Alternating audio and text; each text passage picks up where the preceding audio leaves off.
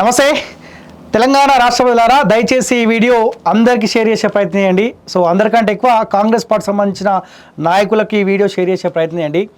Congress party అధికారంలోకి వచ్చి 120 రోజులు దాటింది.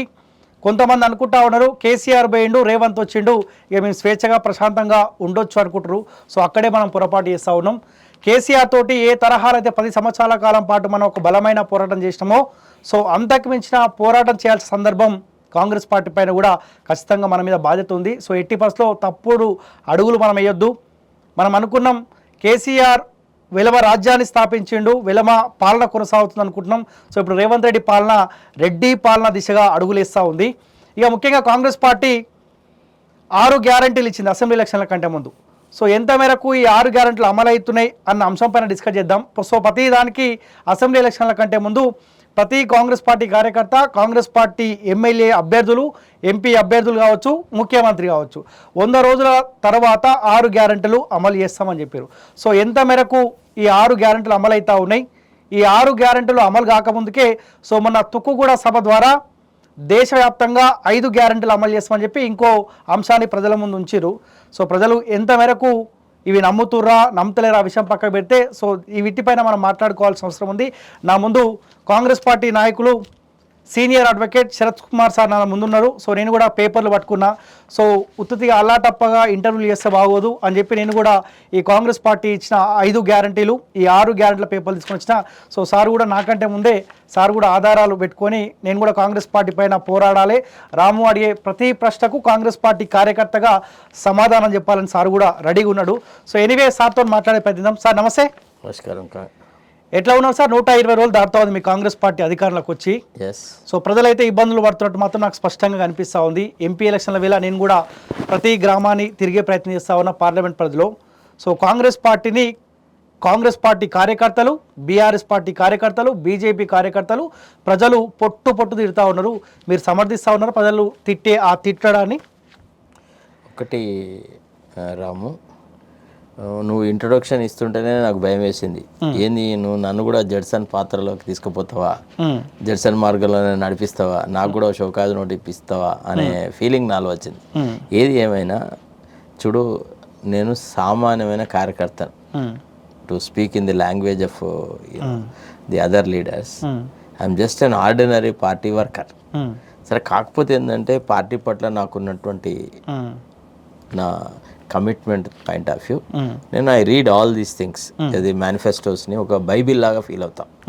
రోజు ఆ మేనిఫెస్టోలో ప్రభుత్వ పరంగా ఏమేం కార్యక్రమాలు జరుగుతున్నాయి, ఎన్నిటిని మనం సంపూర్తి చేయగలుగుతున్నాం అనేటువంటి ఆలోచన చేస్తూ పరిశీలన చేస్తూ ఉంటాం.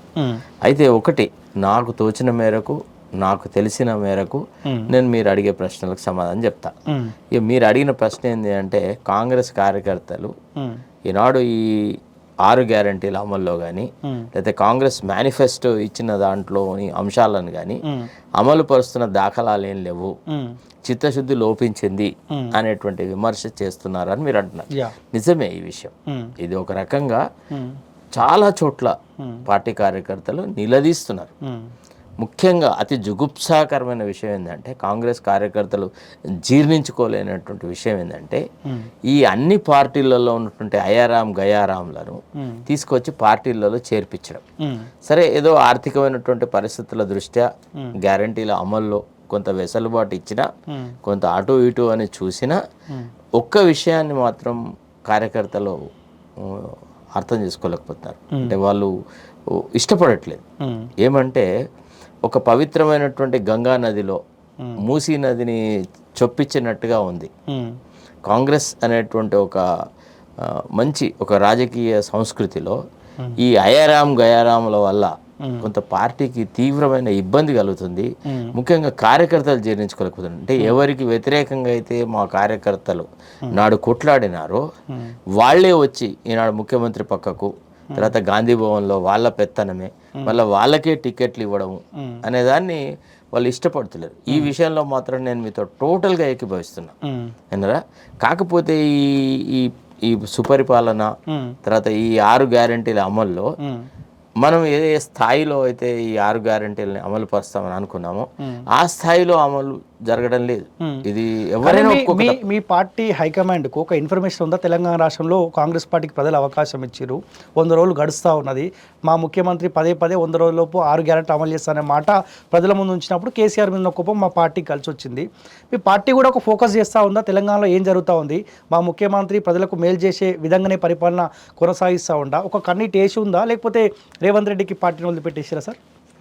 అంటే ఒకటి మాత్రం ఉందబ్బా, అంటే ఎంతైతే ఫోకస్డ్గా ఈ మేనిఫెస్టోను తయారు చేసినామో, ఈ మేనిఫెస్టోకు సంబంధించిన అంశాలు పార్టీ హైకమాండ్కి అవగతమైనయో, ఎంతైతే ఫోర్స్ఫుల్గా వాళ్ళు చెప్పినారు, ఏమని ఈ మేనిఫెస్టో అనేది ఒక బైబిల్ లాంటిది, ఈ మేనిఫెస్టోలో ఉన్న అంశాలను ఏ దశల వారీగా మేము అమలు చేస్తామని చెప్పినామో ఆ దశల వారీగా అమలు జరుగుతాయి అని ఖరాఖండితంగా చెప్పినారు. పార్టీ అధ్యక్షులు వారు చెప్పినారు, మల్లికార్జున్ ఖర్గే గారు చెప్పినారు, మా పార్టీ ముఖ్య నాయకులైనటువంటి రాహుల్ గాంధీ గారు చెప్పినారు, ప్రియాంక గాంధీ గారు చెప్పినారు, సోనియా గాంధీ గారు చెప్పినారు. వాళ్ళు అయితే ఎష్యూరెన్స్ ఇచ్చినారు, we will be different from BRS government. వాళ్ళలాగా వాగ్దానాలు చేసి ప్రజలను మభ్యపెట్టి ప్రజలను మెప్పించి ఏదో రకంగా ఓట్లు దండుకొని ఎన్నికైనా తెల్లారే ముఖం చాటేస్తాము అని మీరు అనుకోవద్దు. వాళ్ళకి మాకు మార్క్ డిఫరెన్స్ ఉంది. మేము తెలంగాణ రాష్ట్రాన్ని ఏర్పరిచిన పార్టీ, మా చిత్తశుద్ధిని మీరు శంకించాల్సిన అవసరం లేదు అని ఎప్పుడైతే సోనియా గాంధీ గారు ఎష్యూరెన్స్ ఇచ్చినారో, మల్లికార్జున్ ఖర్గే గారు ఎష్యూరెన్స్ ఇచ్చినారో, రాహుల్ గాంధీ దాన్ని బలపరిచినారో అప్పుడు ప్రజలు నమ్మినారు. ఒక రకంగా ఇప్పుడు నిష్కర్షగా మాట్లాడాలంటే రాష్ట్ర నాయకత్వంతో ప్రజలు ఇన్ఫ్లుయెన్స్ కాలేదు. రాష్ట్ర కాంగ్రెస్ నాయకత్వము ప్రజలను అంత ప్రభావితం చేయలేకపోయింది. ఎందుకు అంటే ఎప్పుడైతే సోనియా గాంధీ గారు ఎంటర్ అయ్యి, నేను కదా మీకు ఎష్యూరెన్స్ ఇచ్చింది, మా పార్టీకి ఆంధ్రాలో నష్టం జరుగుతుంది తెలిసి కూడా అన్నిటిని సాక్రిఫైస్ చేసి నేను మీకు ఇచ్చినాను, నన్ను నమ్మండి అని అంది. తర్వాత మేము కూడా చేస్తున్న క్యాంపెయిన్ ఏంటంటే, తల్లి సోనియా గాంధీ గారు ఏదైతే ప్రామిస్ చేశారో ఆమె ఖరాఖండితంగా ఈ కార్యక్రమాలను అమలు చేస్తుంది. ఆమె చెప్పిన సుపరిపాలనలో భాగాలైనటువంటి 6 గ్యారంటీలు ఖచ్చితంగా అమలు జరుగుతాయనేటువంటి అభిమానంతో ప్రజలు ఓటేసిన మాట వాస్తవం. అయితే కాకపోతే ఇక్కడికి వచ్చిన తర్వాత the focus of the government is shifted.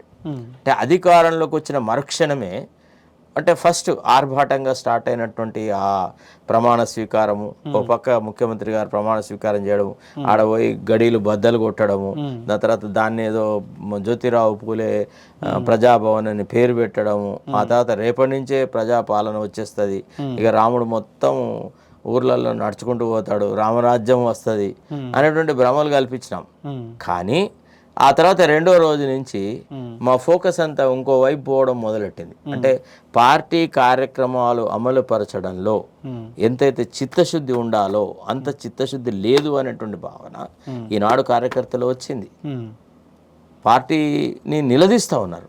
ఇప్పుడు అఫ్కోర్స్ హైదరాబాద్లో ఉన్న పెద్దలకి ఈ విషయం అర్థమవుతుందో లేదో నాకు తెలియదు, కానీ రేపటి రోజున అంటే పెద్ద బహిరంగ సభలు పెట్టి ఆడ అంటే అంత సెక్యూరిటీ పెట్టేసేసి ప్రజలతో ఇంటరాక్షన్ లేకుండా ఆల్ ఇండియా రేడియో ప్రసారాల లాగా ఒకళ్ళ తర్వాత ఒకళ్ళు మైకుల ముందర వచ్చి మాట్లాడతారు, తర్వాత జేఏలు కొట్టిస్తారు, వెళ్ళిపోతారు. అంటే అట్లాంటి పరిస్థితులలో ఫీడ్బ్యాక్ ఉండదు. కానీ ముఖ్యమైన నాయకులు రేపు ప్రజల మధ్యలోకి వెళ్తే శాసనసభ నియోజకవర్గాల వారీగా, లేకపోతే గ్రామాల వారీగా, మండలాల వారీగా కార్యకర్తలతో కలిసి ప్రజల్లోకి పోతే మొత్తం ప్రజలు చక్కగా నిలదీస్తారు. అసలు నిష్కర్షగా సార్, మీరు కల్వకుట్ల కుటుంబంతో కలిసి పనిచేసారు. యా, వాళ్ళ పరిపాలనలో ప్రజలు ఇబ్బంది పడుతుందని చెప్పి ఆ కుటుంబం నుంచి దూరం వచ్చారు. కరెక్ట్. ఇప్పుడు మీ కాంగ్రెస్ పార్టీ పరిపాలనలో ప్రజాప్రభుత్వాన్ని మీరు చెప్పుకుంటూ ఉంటారు కదా, మీ ప్రభుత్వంలో కూడా ప్రజలు ఇబ్బంది పడుతున్నట్టు స్పష్టంగా కనిపిస్తూ ఉంది కదా. ఎగ్జాక్ట్లీ. యా, ఎందుకు ఇంకా ఆ జెండాను పట్టుకొని ఉంటారు? ఆ జెండాను పక్కకేసి ప్రజల పక్షాన్ని ఉండొచ్చు కదా. చూడు రాము, నిరాశావాదంతో ప్రతి చిన్న విషయానికి విడాకులు ఇచ్చేది సంసారం కాదు. అర్థమైందా లేదా? ఒక ఆడది ఇష్టమో కష్టమో తల్లిదండ్రులు నిర్ణయించినారో తనకు సొంతగా ఇష్టమైందో ఒకసారి పెళ్ళి అంటూ చేసుకుంటే రోజు విడాకులు ఇవ్వద్దు, అక్కడే ఉండి కొట్లాడాలి తన హక్కుల కోసం, అక్కడే ఉండి పరిపాలనను ప్రజలకు అనుకూలంగా మార్చేలాగా ప్రయత్నం చేయాలి. ఇవాళ విడిచిపెట్టడం ఎంతసేపు అబ్బా? పార్టీ సభ్యత్వాన్ని వదిలేడితే నాకు ఒరిగే నష్టం ఏం లేదు, ఏమైనా ఉందా? నాకేమైనా పెద్ద పదవులు ఉన్నాయా, లేకపోతే ఇంకేదైనా ఉందా? అట్లా కాదు. ఒక కాంగ్రెస్ లాంటి ఒక సంస్థని కొంత సంస్కరించడానికి కొంత పార్టీ నాయకత్వం మీద కొంత ప్రెషర్ బిల్డప్ చేయడానికి నాలాంటి వాళ్ళు అవసరం. నేను పార్టీలో ఉండాలి. నేను కేవలం భజన చేసే భజన బృందాల్లో లేను కదా. మీలాంటి వాళ్ళు పార్టీలకు అవసరమని కాదు అనట్లేదు, కానీ మీరు చెప్పే సూచనలు మీ పార్టీ స్వీకరిస్తామని మీరు అనుకుంటా ఉన్నారా? సరే, ఇప్పుడు ఒకటే రోజున నేను చెప్పగానే పెద్దగా నాకున్న హోదా ఏంది, నేను కలిసిన ఏ ముఖ్యమంత్రిని కలగలని, ఏ మంత్రులను కలగగలిగినాను, అట్లాంటి అవకాశం ఎక్కడ ఉంది, చెప్పే వెసులుబాటు ఎక్కడ ఉంది? లేదు, మీలాంటి వాళ్ళ ద్వారానే నేను నా భావాలను వ్యక్తం చేయడం జరిగింది. Of course it is leading to different kinds of repercussions. కొంతమంది పార్టీలో హోదా లేకపోవచ్చు కాక మీ ముఖ్యమంత్రి ఏ తరహాలో అయితే కాంగ్రెస్ పార్టీకి ఓటేయండి అని అడిగినారో మీరు కూడా అదే తరహాలో అడిగినారు కదా. కరెక్ట్, అందులో డౌటే లేదు. అడిగినాము. అది ఏ నమ్మకంతో అడిగినాము అంటే, రాహుల్ గాంధీ గారు ఏ విషయం చెప్పినారు, సోనియా గాంధీ గారు ఏ ఇన్సూరెన్స్ ఇచ్చినారు, మల్లికార్జున ఖర్గే గారు మేము ఏ ఆదేశాలకు ఏ రకమైనటువంటి ఆదర్శ పరిపాలన కట్టుబడి ఉన్నామని చెప్పినారో వాళ్ళ నాయకత్వాన్ని నమ్మి పార్టీలో చేరడం జరిగింది. మీకు గుర్తుండే ఉంటుంది, నేను పార్టీలో చేరినప్పుడు ఇక్కడ స్టేట్ లెవెల్లో చేరలేదు. మల్లికార్జున ఖర్గే గారి నేతృత్వంలో వారు కండువా కప్పితేనే నేను పార్టీలో చేరినాను.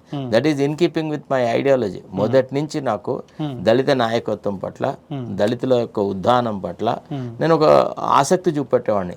ఇంత పెద్ద మహాసముద్రం లాంటి పార్టీకి ఒక దళిత నాయకుడు అధ్యక్షుడు కాగలిగినాడు, మా పార్టీలో అంత ప్రజాస్వామ్యం వెల్లువిరుస్తుంది, అంత గొప్ప అవకాశాలు దొరుకుతాయి దళితులకు అనేటువంటి ఒక ప్రేమ అభిమానాలతో అక్కడ పోయి చేరినాను. అంతే తప్ప నేను ఏమైనా పత్రాలు పెట్టినాను, నాకేమైనా ఇది కావాలి అది కావాలని నేను ఎప్పుడు ఎవరికి ఏమైనా రిప్రజెంటేషన్ ఇవ్వలే, ఎవరిని ఏది అడగలే. అది కాదు, that is not the issue. My point is, నాలాంటి వాళ్ళు కార్యకర్తలు చాలామంది అవసరం అనుకున్నప్పుడు పార్టీ యొక్క నాయకత్వాన్ని నిలదీయాలి, ప్రశ్నించాలి. మనం చెప్పింది ఏంది, చేస్తున్నది ఏంది, ఇది ఎట్లా సాగుతుంది. మీరంటే ఏదో ఒక వార్తలు చదివినట్టు చదువుతారు, పత్రికల్లో వార్తలు చదివినట్టుగా టీవీలో వార్తలు చదివినట్టు చదువుతారు, కానీ అది అమలు అవుతుందా లేదా అనేటువంటి ప్రశ్న కార్యకర్తలను ప్రజలు నిలదీస్తారు కదా. మరి మనం దీన్ని ఎట్లా మేము ప్రజలకి మేము సముదాయించాలా, ఎట్లా ప్రజలకు అర్థం చేసేలాగా ఉండాలి, వాళ్ళ ఆక్రోశాన్ని మేము ఎట్లా ఎదుర్కోవాలా అని కార్యకర్తలు నాయకులను అడగాల. అట్లా అడగకపోతే ఎన్నడూ ఏం జరగదు. మీరు రేవంత్ రెడ్డి ఏమైనా ప్రయత్నం చేస్తూ ఉండా, పక్క పార్టీ వాళ్ళకు పార్టీని విమర్శించే అవకాశం మనం ఇవ్వద్దు, సో పార్టీలో ఉండి పార్టీనే విమర్శిస్తే సరిపోతుంది అన్న ఆలోచన మీ పార్టీ వాళ్ళు ఏమైనా వచ్చిరా? సో అందులో భాగంగానే శరత్ కుమార్ గారు పార్టీని విమర్శిస్తున్నారంటే ఏం చెప్తారు? సరే, ఒక విషయం చెప్పాను. ఇప్పుడు మన పొలంలో కలుపు మొక్కలు వచ్చినాయి, మరి ఎవరు తీసేసుకుంటారు సార్? మనమే చేసుకుంటావా, లేదా పక్క పొలం వాడు వచ్చేసేసి కలుపు మొక్కలు తీసేసి బయట వారేస్తాడా? చేయడు కదా. నేనేమంటున్నా, మీలాంటి వాళ్ళు తెరపైకి వచ్చి అదే పార్టీలో ఉండి అదే పార్టీని విమర్శించడం వల్ల పక్క పార్టీ వాళ్ళకు అవకాశం ఇవ్వలేకుండా అవుతా ఉంది కదా ఇక్కడ. సార్, పక్క పార్టీ వాళ్ళు వాళ్ళ బతుకు వాళ్ళు బతుకుతారు సార్. వాళ్ళు ఏం చేయలేకపోవడం వల్ల వాళ్ళు పక్కకు తగ్గినారు కదా. వాళ్ళని ప్రజలు ఎందుకు తీసి బయట వారేసినారు అంటే, వీళ్ళు మాటలు మాత్రమే చెప్పినారు, చేతలలో వీళ్ళకి నిజంగా ప్రజల పట్ల అభిమానం లేదు, ప్రేమ లేదు. ఇది కేవలం ఒక కుటుంబ పార్టీ, ఒక కుటుంబంలోని సభ్యులకు మాత్రమే బెనిఫిట్ జరిగింది. బీద బలహీన వర్గాల పట్ల, దళితుల పట్ల చాలా వివక్ష ప్రదర్శించారు. చెప్పిన ప్రతి మాటను, ఇచ్చిన ప్రతి అష్యూరెన్స్ ని వైలేట్ చేస్తున్నారు అనే కదా ప్రజలు. ఇప్పుడు అప్పుడే వాళ్ళని నమ్ముతారా? అట్లా అని మా పార్టీలోనే ఉంటూ మేము ఏది ప్రశ్నించకుండా గుడ్డిగా ఏదో ఒక ఆయనే గొర్రెలను తోలుతా ఉన్నాడు, మేము గొర్రెల్లాగా ఫాలో అవుతున్నాము అంటే అది కూడా కాదు కదా. పార్టీ ఎప్పుడు అట్లా ఎక్స్పెక్ట్ చేయదు. The Congress party doesn't expect that the party workers would be like me goats. No, we would certainly question. There is democracy in our party. మేము మాట్లాడతాం, తప్పకుండా మాట్లాడతాం. ఒక్కొక్కసారి కొంతమందికి కొన్ని రకాలైన సమస్యలు ఏర్పడితే వాళ్ళని సస్పెండ్ చేస్తారు, వాళ్ళని రిమూవ్ చేస్తారు, పోతుంది. కానీ అడగడము, ప్రశ్నించడము అనేది ప్రతి కాంగ్రెస్ కార్యకర్త యొక్క విద్యుక్త ధర్మం. మనం అట్లా ప్రశ్నిస్తే పార్టీ బలంగా ఎదుగుతుంది.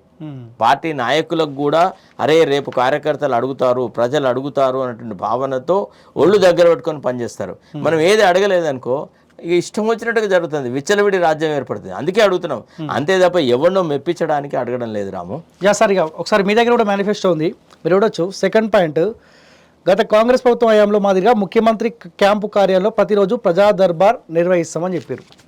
అవునా? ఒక నెల రోజులేమో ప్రజా దర్బార్ లాగా కనిపించింది. సో మీరు అనుకున్న స్థాయిలో ప్రజా దర్బార్ ద్వారా ఎవరికైనా మేలు చేయగలిగినారా? ఒకటి ఈ ప్రశ్నకు సమాధానము మా పార్టీ అధ్యక్షుడు చెప్పాలి, మా ముఖ్యమంత్రి గారు చెప్పాలా. మరి ఎందుకు ఈ ప్రజా దర్బారు నిర్వహించడంలో అలసత్వం జరుగుతుంది, ఎందుకు నిర్వహించలేకపోతున్నాం అంటే మొన్న అసెంబ్లీ ఎన్నికలు, తర్వాత మళ్ళీ ఇమీడియట్గా పార్లమెంట్ ఎన్నికలు, తర్వాత ఈ మొత్తం బీఆర్ఎస్ ప్రభుత్వంలో రాష్ట్ర ఆర్థిక వ్యవస్థను అంతా చిందరవందర చేసినారు. ఒక రకంగా ఏంది అంటే ఒక ఎట్లా ఉండదంటే హనుమంతుడు నాశనం చేసిన అశోక వనంలా తయారైంది ఈ రాష్ట్రం. రాష్ట్ర ఆర్థిక వ్యవస్థ అంత దిగాలు పడ్డదనమాట. సో ఆ పరిస్థితులలో ఇల్లు చక్కబెద్దడానికి కొంత సమయం పడుతుందన్న ఉద్దేశంతోనే మేము 100 రోజులు అని చెప్పడం జరిగింది. అట్లా అని 100 రోజుల సమయం ప్రజలు ఇస్తున్నారు కాబట్టి 100 రోజులు ఏం చేయకుండా కూర్చొని 100వ రోజు నుంచి మళ్ళీ ఇంకా కొంత సమయం అవసరం, వాళ్ళు చేసిన దానికి ఇంకా మేము చేయలేకపోతున్నాం అని చెప్తే ప్రజలు ఇష్టపడరు. ఒకటి మాత్రం కరెక్టే, ఈ ప్రజా దర్బారు అనేటువంటి మాట ఇది కేవలము ప్రకటనల వరకే మిగిలింది. నిజానికి మీకంటే ముందు ఈ ప్రశ్న నేను వేసిన ఒక నెల 15 రోజుల క్రితమే నేను అసలు ఈ ప్రజా దర్బార్ విషయంలో కూడా ఒక్కనాడు కూడా ముఖ్యమంత్రి రాలేదు. తర్వాత ఈ ప్రజాభవన్ను ఏదైతే మన కేసీఆర్ చేసినటువంటి దాన్ని ఒక 2 మంత్రులకు నివాసాని కోసం వినియోగించినారు. నిజంగా ప్రజల సమస్యలు అక్కడ ఏం చర్చించబడట్లేదు. అక్కడ ఎవ్వడు కూడా బాధ్యతాయుతంగా పనిచేస్తున్నాడని నేను అన్నా. ఫస్ట్ నీ విమర్శించింది నేనే అన్నాను అన్నమాట. సరే దాని తర్వాత ఒక సలహా ఇచ్చినాను, ఎవరో ఒక క్యాబినెట్ మినిస్టర్ స్థాయి వ్యక్తిని దానికి పెడితే, జ్యోతిరావు పూలే ఆ భవనంలో పెడితే వాళ్ళన్నా కనీసం ఈ ప్రజల నుంచి వచ్చినటువంటి రిప్రజెంటేషన్ తీసుకొని వాళ్ళన్నా కొంత రియాక్ట్ అవుతే, రెస్పాండ్ ఇస్తే ఈ ప్రజా దర్బారు కాన్సెప్ట్ అనేది సక్సెస్ అవుతుందని అన్నాం. అన్న తర్వాత ఏం చేసినారు, చిన్నారెడ్డి గారికి ఏదో ప్లానింగ్ కమిషన్ డిప్యూటీ చైర్మన్ ఇచ్చేసి వారిని ప్రజా దర్బార్లో కూర్చోబెట్టడం మొదలెట్టినారు. సరే ఆయన అంత ఎఫెక్టివ్గా పనిచేయలేకపోతా ఉన్నాడు, ఎందుకంటే ఆయనకు సరిపడిన అధికారాలు లేదు. ఒక మంత్రి కూర్చున్నాడు అనుకోండి, ఫర్ ఎగ్జాంపుల్ ఒక రెవెన్యూ మినిస్టరు, ఒక హోమ్ మినిస్టరు, లేకపోతే ఒక పంచాయతీరాజ్ మినిస్టరు, ఒక ఫైనాన్స్ మినిస్టరు, అక్కడిదక్కడే కదబ్బా, కింద 4 మెట్లు దిగి వచ్చి కింద కూర్చుండే కదా ఫైనాన్స్ మినిస్టర్ అయితే. ఏమయ్యా అసలు ఏం జరుగుతుంది, లేదా వారానికి ఒక మంత్రి అక్కడ కూర్చొని అసలు ప్రజా దర్బార్ ఎందుకు సక్సెస్ కాదు, మనం ఏం చెప్పినాం. ఆనాడు ఇన్యాక్సెసిబుల్ అడ్మినిస్ట్రేషన్ ఉండింది, ఈనాడు ప్రజల చేత ప్రజలు ఎన్నుకున్న ప్రభుత్వం కదా, మనం దీన్ని సక్సెస్ చేద్దామన్నటువంటి చిత్తశుద్ధి ఉంటే అది సక్సెస్ అవుతుంది. మీ ముఖ్యమంత్రికి ఏమి ఇబ్బంది అవుతుంది సార్ ప్రజా దర్బార్ పోయి ప్రజల సమస్యలు తెలుసుకోనికి? సార్ ముఖ్యమంత్రికి ఏమి ఇబ్బంది ఉంటే కదా ఆయన చెప్పాల్సిన విషయం. ఆ ప్రశ్నకు సమాధానం నేనటే చెప్పగలను. ఆయనకున్నటువంటి అవగేషన్స్, ఆయనకున్నటువంటి పనుల ఒత్తిడి అనుకుందాము, తర్వాత రాష్ట్ర ఆర్థిక పరిస్థితిని చక్కదిద్దడంలో ఆయన తలమునకలు అయి ఉంటాడు, అయితే పరిపాలన గాడిలో పెట్టడానికి ఆయన కృషి చేస్తుంటాడు, అయితే ఇతరత్ర కారణాలు ఉంటాయి. తర్వాత ఇంకోటి ఏంటంటే నిజంగా దాని మీదనే ఆయన ఫోకస్ చేస్తే ప్రజలు ఎందుకు ఇబ్బంది పడతారు సార్? ఒక్కటి అంటే ఈ ప్రజా దర్బార్ నిర్వహించాలంటే చాలా ఓపిక అవసరం, భూమికి ఉన్నంత ఓపిక అవసరం. ఇప్పుడు ఏదో ఒకటి మైకులో మాట్లాడడం వేరు, ఒక వ్యక్తి మాట్లాడుతుంటే విని అతని సమస్య ఏంది అర్థం చేసుకొని ఈ సమస్యకు చిత్తశుద్ధితో పరిష్కార మార్గం కనుక్కోవాలా అనే ఒక ఆలోచన చేయాలంటే అది హృదయాంతరాళల్లోంచి ఆ ప్రజల పట్ల ప్రేమాభిమానాలు ఉండాలి. ఇది కేవలం ఏదో జై జై అని అంటే వచ్చేది కాదు. అంటే అంత ఆప్యాయత, అనురాగం ప్రజల పట్ల ఉంటే అక్కడికి వచ్చే వేలాది మందిని వినేటువంటి అవకాశం దొరుకుతుంది. నేను అంటే డాక్టర్ వైఎస్ రాజశేఖర రెడ్డి గారు ఏదైతే ప్రజా దర్బార్ కండక్ట్ చేసేదో నేను చాలాసార్లు అటెండ్ అయినా, చాలాసార్లు చూసిన, అంటే ఒక వ్యక్తిగా అంటే ఎట్లుంటుంది ముఖ్యమంత్రి స్థాయి, ఎట్లుంటుంది ముఖ్యమంత్రి ఆప్యాయత, ఎట్లుంటుంది ముఖ్యమంత్రి ఏ రకంగా ప్రజలతో ఇంటరాక్ట్ అవుతాడని చూసిన. ఐ టెల్ యూ ఆనెస్ట్లీ, నేను నా జీవితంలో చూసిన ఒక గొప్ప ఇంటరాక్టివ్ చీఫ్ మినిస్టర్ అంటే డాక్టర్ వైఎస్ రాజశేఖర రెడ్డి గారు. వారు ఇట్లా వచ్చుడే డైరెక్ట్ ప్రజల దగ్గరికి పోయి ఏందయ్యా ఏంటిది ప్రాబ్లం, ఇట్లా చూడు ఇట్లా అని టక టక టక టక టక ఇప్పుడు ఎట్లా అంటే ఒక ఎలక్ట్రిక్ స్విచ్ వేయంగానే దన్నుమని బల్బు వెలిగినట్టుగా ఆయన ఆ సమస్యను అప్పుడే ఆ క్షణంలో ఆ విశేషమైన తన అనుభవంతో రకరకాలుగా చేసేవాడు. నేను నా ఓన్ ఉదాహరణ నీకు చెప్తా. ఒక ఆమె అష్వాక్ బేగం అని ఉండే, ఒక ముస్లిం అమ్మాయి, ఆమెకు బ్రెయిన్లో కణిత ఉండే. అది అంటే నాన్ మ్యాలిగ్నెంట్ అంటే క్యాన్సర్ కాదు, Okay. కానీ అది దాన్ని రిమూవ్ చేయాలి. It cost about 7 to 8 lakhs ఏదో ఎస్టిమేషన్ వేసినారు. అప్పుడున్న దాంట్లో 2.5 లక్షలు అంతకంటే ఎక్కువ ఇవ్వకపోదు సీఎం రిలీఫ్లో. ఆమె వస్తే నేను ఏం చేసిన, ఒక పెద్ద రిప్రజెంటేషన్ రాసిస్తే ఆమె రిప్రజెంటేషన్ పట్టుకొని పోయి డాక్టర్ రాజశేఖర్ గారికి ఇస్తే ఆయన అదంతా టకటకటే చదివాడు మార్నింగ్ దాంట్లో. చదివిన తర్వాత మేము ముఖ్యమంత్రి సహాయ నిధి నుంచి గిని పైసలు మేము ఇవ్వలేదు కదా తల్లి, మరి ఎట్లా ఇది నీకు ఒక్కళ్ళకే గన్ని డబ్బులు ఖర్చు పెడితే మిగతా వాళ్ళకి ఎట్లా అని అంటే ఆమె కాళ్ళ మీద పడ్డది. ముఖ్యమంత్రి కాళ్ళ మీద పడి మనం చచ్చిపోతాయి, ఇదైతే నా పరిస్థితి అని అంటే, సరేలే treat this as exceptional case, special case అని చెప్పి రాసి ఇచ్చినాడు. అండ్ అతను ఆ అమ్మాయికి ఒక్కరికే కాదు, కుల మత భేదం ఏది లేకుండా బీద జనుల యొక్క ఆర్తిని అర్థం చేసుకోవడానికి ఆర్ద్రత కావాలి, ఆ హృదయంలో ప్రేమ అభిమానాలు ఉండాలి, అట్లా చేయాలన్న చిత్తశుద్ధి ఉండాలి. అట్లా ఉంటే ఈ ప్రజా దర్బార్ బ్రహ్మాండంగా సక్సెస్ అవుతుంది. కాదెందుకు, ముఖ్యమంత్రి రోజు రావాల్సిన అవసరం కూడా లేదు, వారానికి ఒక రోజు వచ్చి మిగతా అడ్మినిస్ట్రేషన్ అంతా గాల్వనైజ్ చేయొచ్చు. ముఖ్యమంత్రి నిఘాలో ఇది నడుస్తుంది, ముఖ్యమంత్రి ఇది ఏ రకంగా జరుగుతుంది అనే విషయం పరిశీలిస్తాడు అనేటువంటి భయం ఉంటే ప్రజా దర్బార్ సక్సెస్ కాదా? అయిదా కాదా? అవుతుంది. కానీ లక్షల పైన ఫిర్యాదులు వచ్చినాయి కదా ప్రజా దర్బార్లో, ఏ ఒక్క సమస్య కన్నా పరిష్కారం చూపించినట్టు అనిపిస్తుందా సార్ మీకు? ఈ విషయంలో మాత్రం ఐఎమ్ వెరీ అన్హ్యాపీ. నిజానికైతే ప్రజా దర్బార్లో ఏం జరుగుతున్నట్టు దాఖలా లేవు. నేను ఈరోజు మార్నింగే అక్కడ ఆఫీస్ ముందు నుంచి పోయినా, అది జ్యోతిరావు పూలే భవనం ముందు నుంచి పోయినాడు. సికింద్రాబాద్ కోర్టులో ఒక కేసు ఉండేది, మేము కొద్దిగా జస్ట్ 9 o'clock ఆ ప్రాంతాలని పోయి ఎత్తుంటుంది. మా డ్రైవర్ని కావాలని అక్కడ ఆపినాం, ఆపేసేసి అక్కడ వాళ్ళని అడిగినా, ఇట్లా రోజు జనాలే వస్తున్నారా, ఏం జరుగుతుంది ఏంటిది అని. అయితే వాళ్ళు చెప్పినారు, సార్ 2-3 दिन आए साहब, उसके बाद में कोई नहीं आ रहा, वो आजकल यहाँ ना मिनिस्टर आते ना कोई बड़े ऑफिसर आते, यहाँ क्या होता बोल के आना साहब అంటారు. అంటే ప్రజలలో ఆ భావన వచ్చేసింది, ఇది కేవలము మాటల కోసమే ఈ ప్రజా దర్బార్ అని ఒక ఎమోషనల్ ప్లాంక్గా వాడుకున్నారు. It has not become an instrument to serve the public అనేటువంటి భావన వచ్చేసింది. అంతెందుకండి, ఇప్పుడు ఈ ప్రజా దర్బార్ ఇక్కడ ఎందుకండి, ఇప్పుడు క్యాంప్ ఆఫీసులు ఉన్నాయి కదా, అందరు ఎమ్మెల్యేలకు క్యాంప్ ఆఫీసులు ఉన్నాయి కదా, శాసనసభ నియోజకవర్గం దాదాపుగా ఉన్నాయి నాకు తెలిసి. సరే, ఆ క్యాంప్ ఆఫీసులలో ఆయా సంబంధిత మంత్రులు, సంబంధిత ఎమ్మెల్యేలు క్యాంప్ ఆఫీసులో ఫలానా రోజు నుంచి ఫలానా రోజు వరకు నేను నా క్యాంప్ ఆఫీసులో ఉంటా, ప్రజలకు నియోజకవర్గానికి సంబంధించిన ఏ సమస్యలు ఉన్నా ఇక నా దగ్గరికి వచ్చి మీరు చెప్పండి అని వారానికి ఒక 2 రోజులు, ఒక 3 రోజులు నిర్దిష్టంగా క్యాంప్ ఆఫీసులో కూర్చొని ప్రజల సమస్యలు వింటే ఇంత అసంతృప్తి మూటగట్టుకోవాల్సిన అవసరం ఉంటుందా? చెప్పండి దయచేసి. అంటే అడ్మినిస్ట్రేటివ్ అక్యుమెన్ అంటే ది కమిట్మెంట్ డూ సంథింగ్ అనేది, అది మనము ఏదో తెలుగులో సామెత చెప్తారు ఏంటంటే, బలిమిటికి లింగం కడితే భక్తుడు కాడని. అది ఉండాలి, ఆ ఆర్ద్రత ఉండాలి, ప్రజల మీద ఆ ప్రేమ అభిమానాలు ఉండాలి. అది ఉన్నప్పుడే అది సాధ్యమవుతుంది. ఎమ్మెల్యేలకి ఎందుకండి, ఈ అమ్మ ఎవరిని చూడు మీరు, అసలు ఒక్కడన్నా నియోజకవర్గాలు తిరుగుతున్న దాఖలాలనే ఎక్కడన్నా పోతుంటే చాలా మంది తిడుతున్నారు తెలుసా. ఇప్పుడు నేను ఇక్కడ హైదరాబాద్లో స్టార్ట్ అవుతే నేను ఎన్ని నియోజకవర్గాలు తిరుక్కుంటూ పోతా అంటే, ఇక్కడ నుంచి పోతుంటే హైదరాబాద్ నుంచి పోతుంటే చాలా నియోజకవర్గాలు పోతుంటావు అవుట్ ఆఫ్ క్యూరియాసిటీ. ఎందుకంటే ఇది మా ప్రభుత్వం కదా, మా ప్రభుత్వం ఎట్లా నడుస్తుంది, మా ప్రభుత్వ విధానాలు ఏ రకంగా ఉన్నాయి, ప్రజలు మాకు ఎట్లా రెస్పాన్స్ ఇస్తున్నారు అని కనుక్కోవాలని ఒక ఆప్యాయతతో, ఒక ప్రేమతో పోతే ఏడవైనా చంపమించి చెడలు అని కొట్టినట్టే ప్రజలు మాట్లాడుతున్నారు. ప్రజలు ఇవాళ చాలా ఆక్రోషంతో ఉన్నారు. అరే ఇదేంది ఇట్లెట్లా తయారైంది అని. ఏం సాధించినాం మనము, ఆ ప్రభుత్వానికి ఈ ప్రభుత్వానికి తేడా ఏంది, జవాబుదారీతనం ఎవరికి ఉంది, ఎమ్మెల్యేలకు ఉందా, మంత్రులకు ఉందా, ముఖ్యమంత్రికి ఉందా, అసలు ఎవరికి ఉంది అనే ప్రశ్నలు వాళ్ళు వేస్తుంటే చాలా బాధాకరంగా ఉంది. ముఖ్యంగా నేను రైతు బంధు గురించి నేను భరించలేకపోయినా వాళ్ళ విమర్శలు. సార్ మాట్లాడితే అంశాల వారిగా, సో 6 గ్యారెంటీలు ఇచ్చారు మీరు, 6 గ్యారెంటీలు పూర్తిగా అంటే మీరు ఒక బైబిల్ తరహాలు అన్నారు అనుకుంటే ఎంతమంది, సో డైలీ చదువుతూ ఉంటారని చెప్పినారు. 5 గ్యారెంటీలు చదవచ్చు, మేబీ 6 గ్యారెంటీ కూడా మీరు చదివారు అనుకుంటా. సో ఈ 6 గ్యారెంటీలో మహాలక్ష్మి పథకం తీసుకొచ్చినారు సార్. సో దీంట్లో కూడా మహిళలకు 2,500 రూపాయలు ఇస్తా అని చెప్పినారు. ఏ ఒక్క మహిళ కన్నా అకౌంట్లో 2,500 ఇచ్చారా సార్ ఇప్పటివరకు? అది మా ఆర్థిక మంత్రి చెప్పాలి, మా ముఖ్యమంత్రి చెప్పాలి.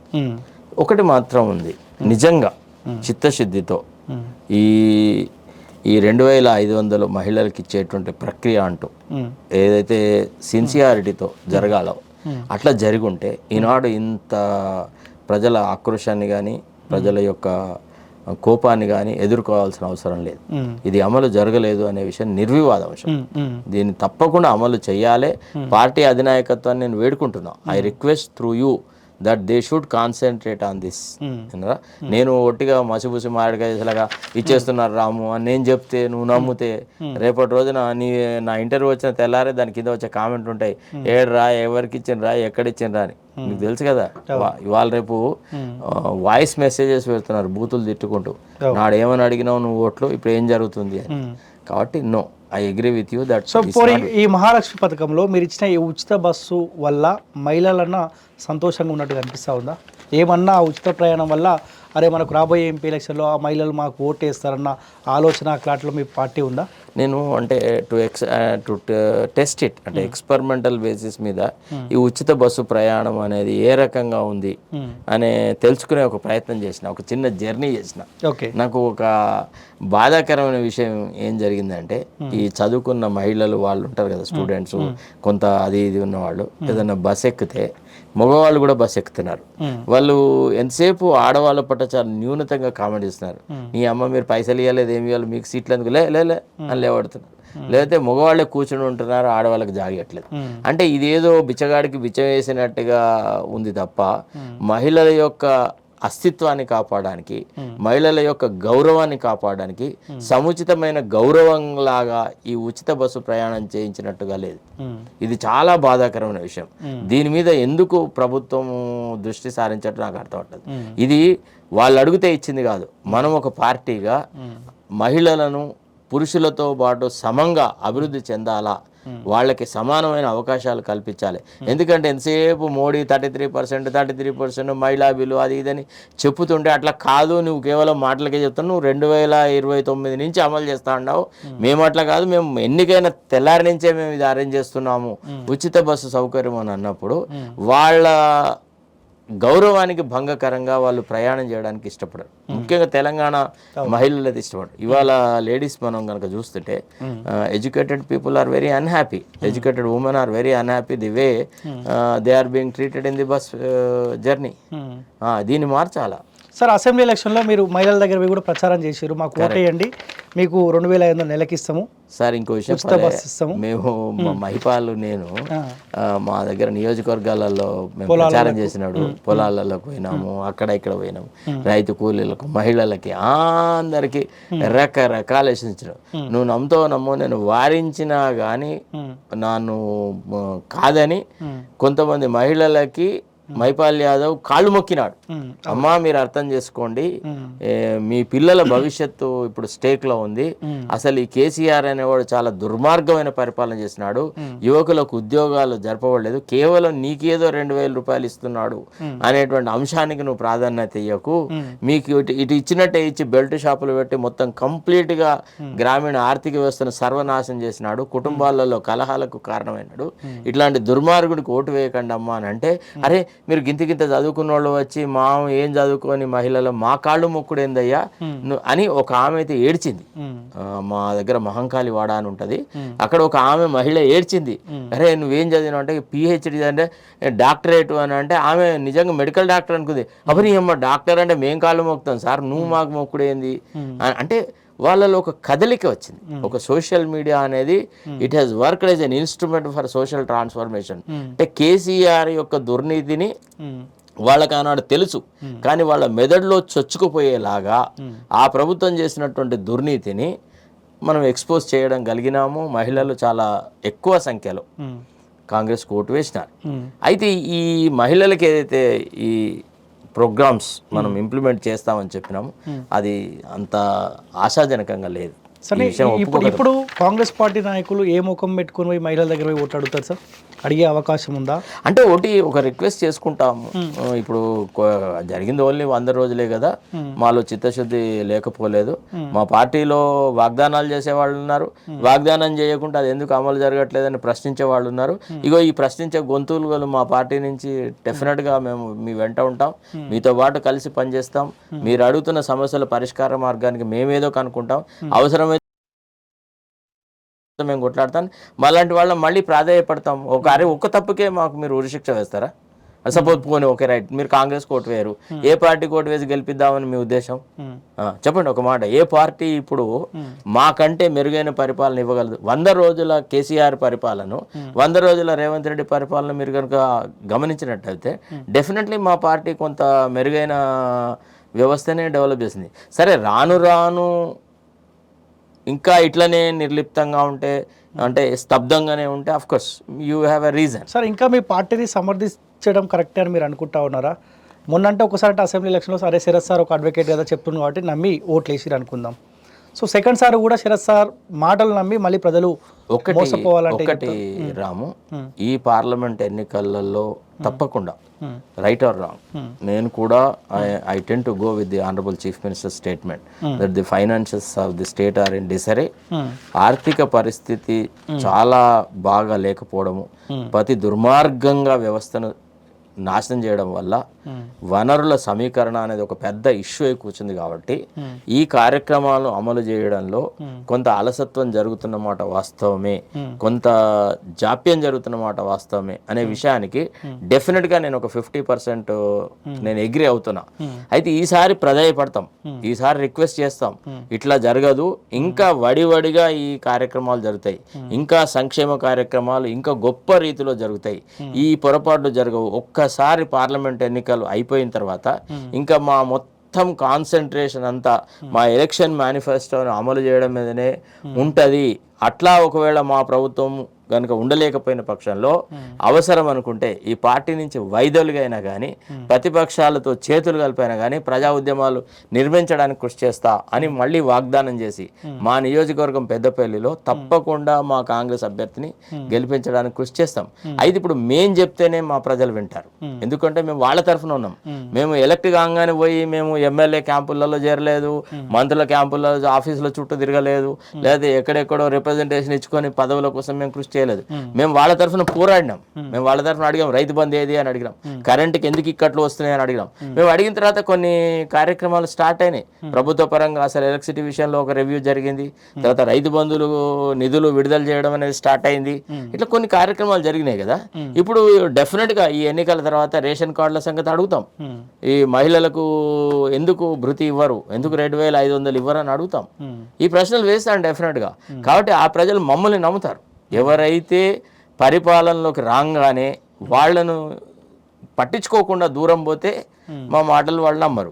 కానీ ఇప్పుడు నేను ఊర్లలోకి వెళ్తుంటారు కదా, కొంతమంది ఏమో అంటే వాళ్ళ వీళ్ళకు చెంచాలు కొట్టే వాళ్ళందరేమో అరే శరత్ సార్ కాంగ్రెస్కు వ్యతిరేకంగా మాట్లాడుతున్నాడు పత్రికలలో ఆడ అని మా మీద పీతిరీలు చెప్తా ఉన్నారు, చాడీలు చెప్తా ఉన్నారు మా ఎమ్మెల్యేకి కానీ మా మంత్రులకు కానీ. చెప్పినా కానీ వాళ్ళు సంయమనంగా ఉన్నారు.